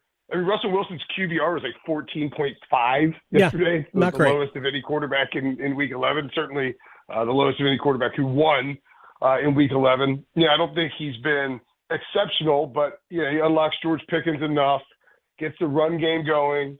They got a really, really good coach in Mike Tomlin, who's maybe the best. I mean, won Super Bowls, but maybe the best. A really good coach? He's going through the Hall of Fame, right? Yeah, I mean, probably. I mean, Mike Shanahan's not in the Hall of Fame. So I mean, I don't know. I mean, I think I even called him a Hall of Fame coach. So yeah, I think he's probably getting in the Hall of Fame. But I mean, he's done an incredible job this year specifically, and you think about the defense, especially just I mean, Lamar Jackson and the Ravens have been running roughshod over the entire league, piling up points and looking unstoppable in both the run and the pass game. And Pittsburgh goes out and takes care of business in a very Pittsburgh way, right? Banging down field goals, little ugly, nothing explosive on offense. I mean, I think, and I've said this for a few weeks now, this Pittsburgh team, they're going to the playoffs, obviously, barring just an epic collapse.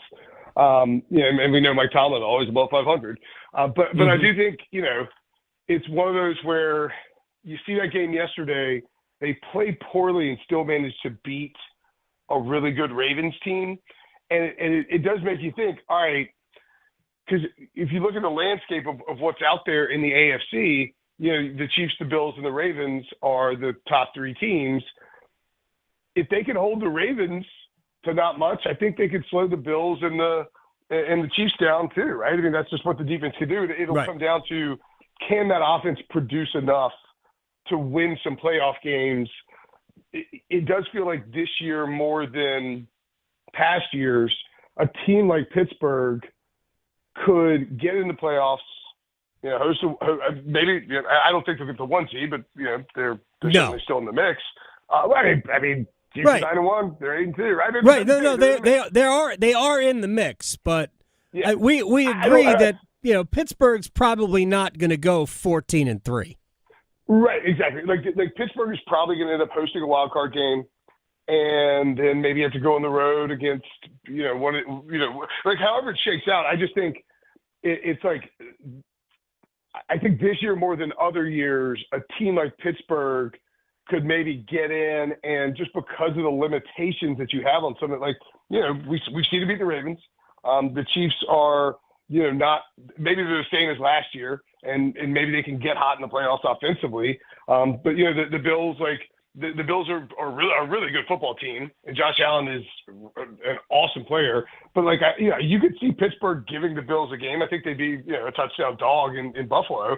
But I mean, it just feels like this, a team like Pittsburgh or even the Chargers could get in the playoffs and finagle their way into something more, just because of the limitations and sort of the way that the whole playoff bracket is shaking out. There's, Denver looks like a playoff team.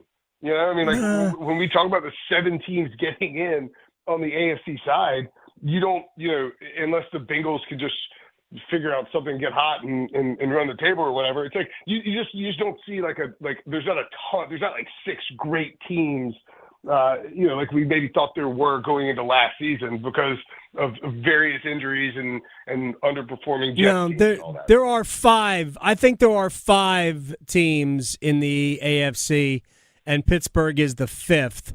I don't think Denver's very good. I understand what their record is. I don't think the Chargers are very good either. I think the Chargers. The Chargers have a great quarterback and are really well coached. Yeah, I will all day push back on whether or not Justin Herbert is a great quarterback. I think he has great quarterback tools. I think he is an average quarterback. It's okay. I reserve the right. I reserve the right to sound like a dope, but I have never seen him win a game against a good team that wasn't handed them back. If you were my friend Garrett Jernigan and we were on a text thread, I would send my Ryan Gosling agree to disagree gif. That's fine. That is fine. But yeah, I mean, I just think we've seen on the Chargers specifically, we've seen this literally this exact thing from a similar setup with a similar roster and the same coach in 2011 with the 49ers. Yeah. Underperforming team.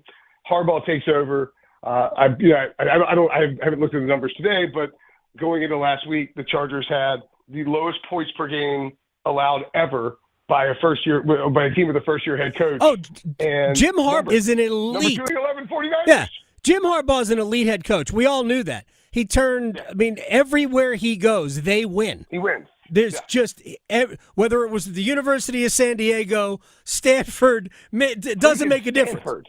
Right. He did. He turned them into a BCS contender just about every year. Will Brinson is joining us here on the Adam Gold Show. One more thing about Steelers-Ravens before I move on to Bills and Kansas City. How was Peyton Wilson credited with an interception? Shouldn't that have been a fumble recovery?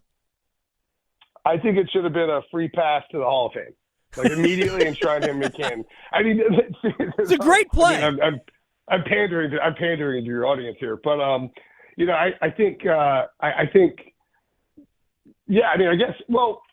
technically Justice Hill never fumbled the ball. So, it was a pass. You know right. What I mean? But he took 3 steps with the ball. Yeah, but he was in the process of completing the catch. Okay. It was a lunch snatching. That's what it was. Either way, he stole the marble rye. Right from Justice Hill. It's a tremendous play. All right. Buffalo has now beaten Kansas City 4 straight times in the regular season, and we are treating – look, I like Buffalo, and I love Josh Allen, but we are treating this as though the 3 playoff losses didn't happen. Why are we somehow crediting the Bills with this regular season mastery over the Chiefs? Because they have won – the last 4. They're 4-1. Allen versus Mahomes in the regular season, 4-1. But don't those 3 playoff losses also matter?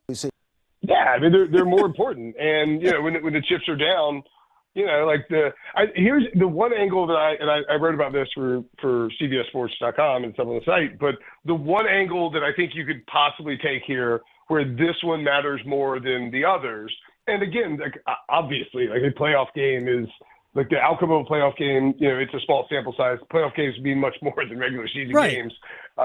It's hilarious that the Bills are 4-1 in the regular season against the Chiefs and 0-3 in the playoffs. I mean, that gets in your head. But I think this one could matter more in the sense that Buffalo now has a very, very real chance of getting the 1 seed, getting a bye, getting home field advantage throughout the playoffs, and possibly forcing the Chiefs to do what they did last year, which was go on the road, but flip the schedule, right? You go on the road first to Baltimore, or maybe they host Baltimore. They've got to deal with Baltimore, or deal with the Chargers, or deal with the Broncos, deal with a really physical defense. Oh, I see. Yes. And then the very next week go to Buffalo. Whereas last year, Mahomes' first ever playoff road game, which was hyped beyond belief, was in Buffalo.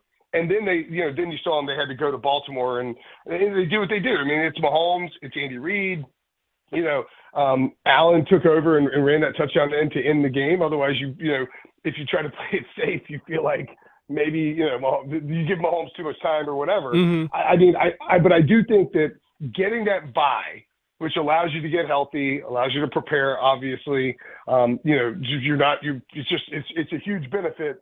And if you could force Kansas City to, play 3 games, with that 3rd game being in Buffalo, to me, that could be the one differentiator from years past, where Buffalo can find a way to beat the Chiefs in the playoffs. But I mean, at the end of the day, whether it's in Kansas City or whether it's in Buffalo, it's going to be 1, 2, 3 point game max, depending on the injuries and where we stand with those teams.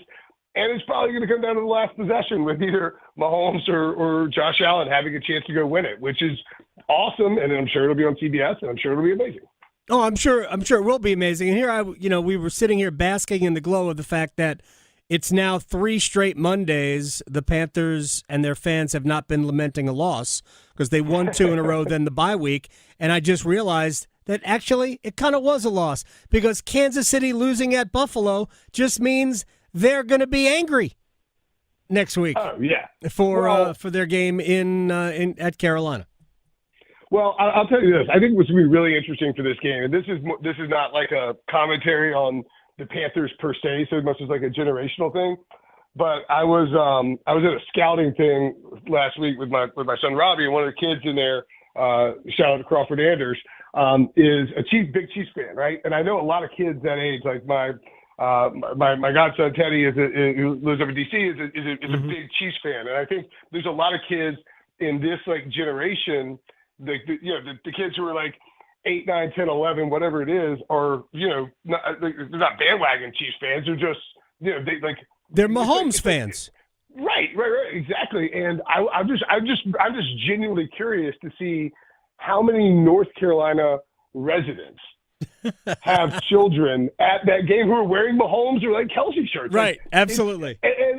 And I think it's a pretty good ticket, too, because you get to see Mahomes in Charlotte. I would tell anyone who's listening, who's on the fence about going or not, if you've never seen Patrick Mahomes play in person and you have an opportunity to go, it's worth it, even if the game ends up being Chiefs 55, Panthers 3. Like, it doesn't matter. You'll get to see Patrick Mahomes play in person. Well worth the trip. Highly recommend it.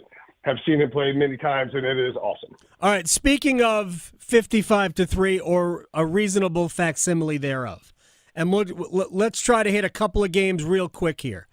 Was that a game where the Lions were like Alabama and the Jaguars were Mercer? Yeah, what the hell was that?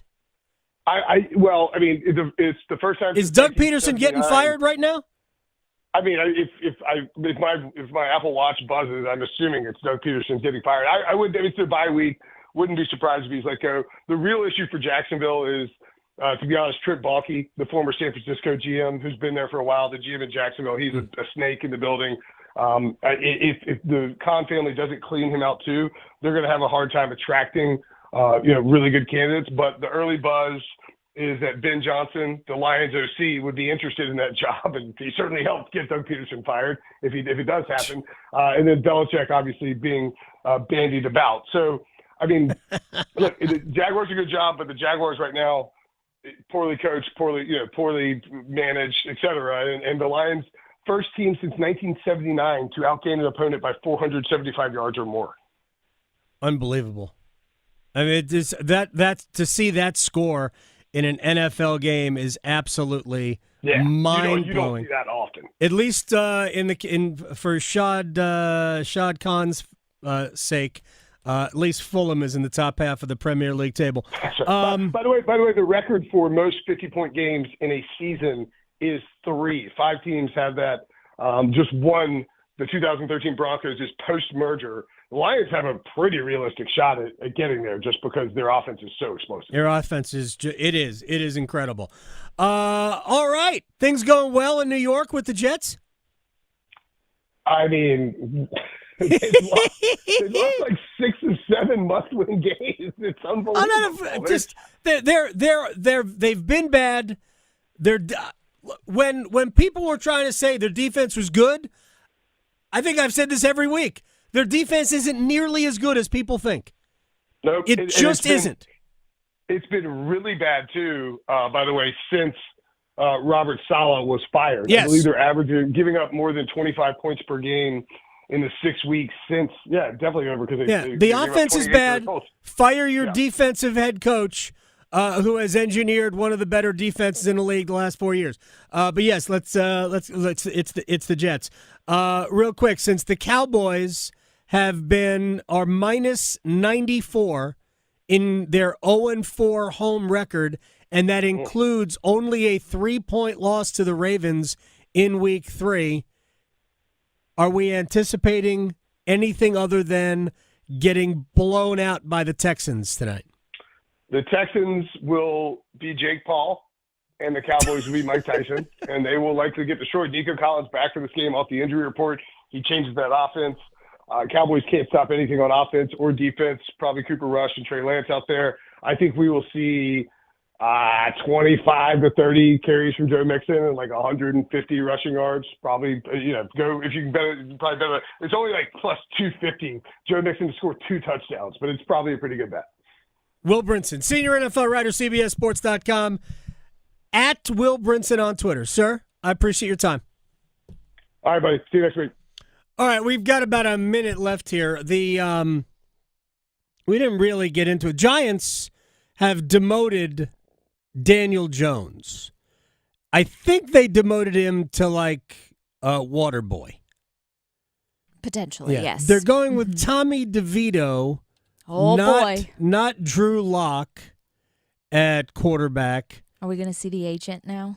I hope so. I mean, that's the whole reason to have Tommy DeVito a thing. No. It's just the agent on the field with the hat. With the fedora? Ah! I got to see. What a fantastic look. What a fantastic look.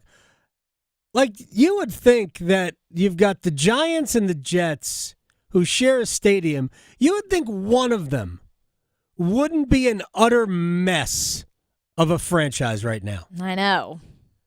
You would think that. You would think, but that is not the case. No. They are both messes. Unbelievable. Good luck to the Wolfpack tonight against Colgate. Watch and listen to Wes Durham and then follow him on Blue Sky. Why not? Victoria, thank you very much. See everybody tomorrow on the Adam Gold Show. Going beyond the box scores. Adam Gold on the North Carolina Sports Network. Adam Gold here from my friends down at Diamonds Direct Crabtree, and they are back and better than ever. And here's what you need to know. If you want to make her smile this holiday season, and the holidays are basically here, everybody's got a Black Friday sale. Diamonds Direct Crabtree doesn't even need a Black Friday sale because everything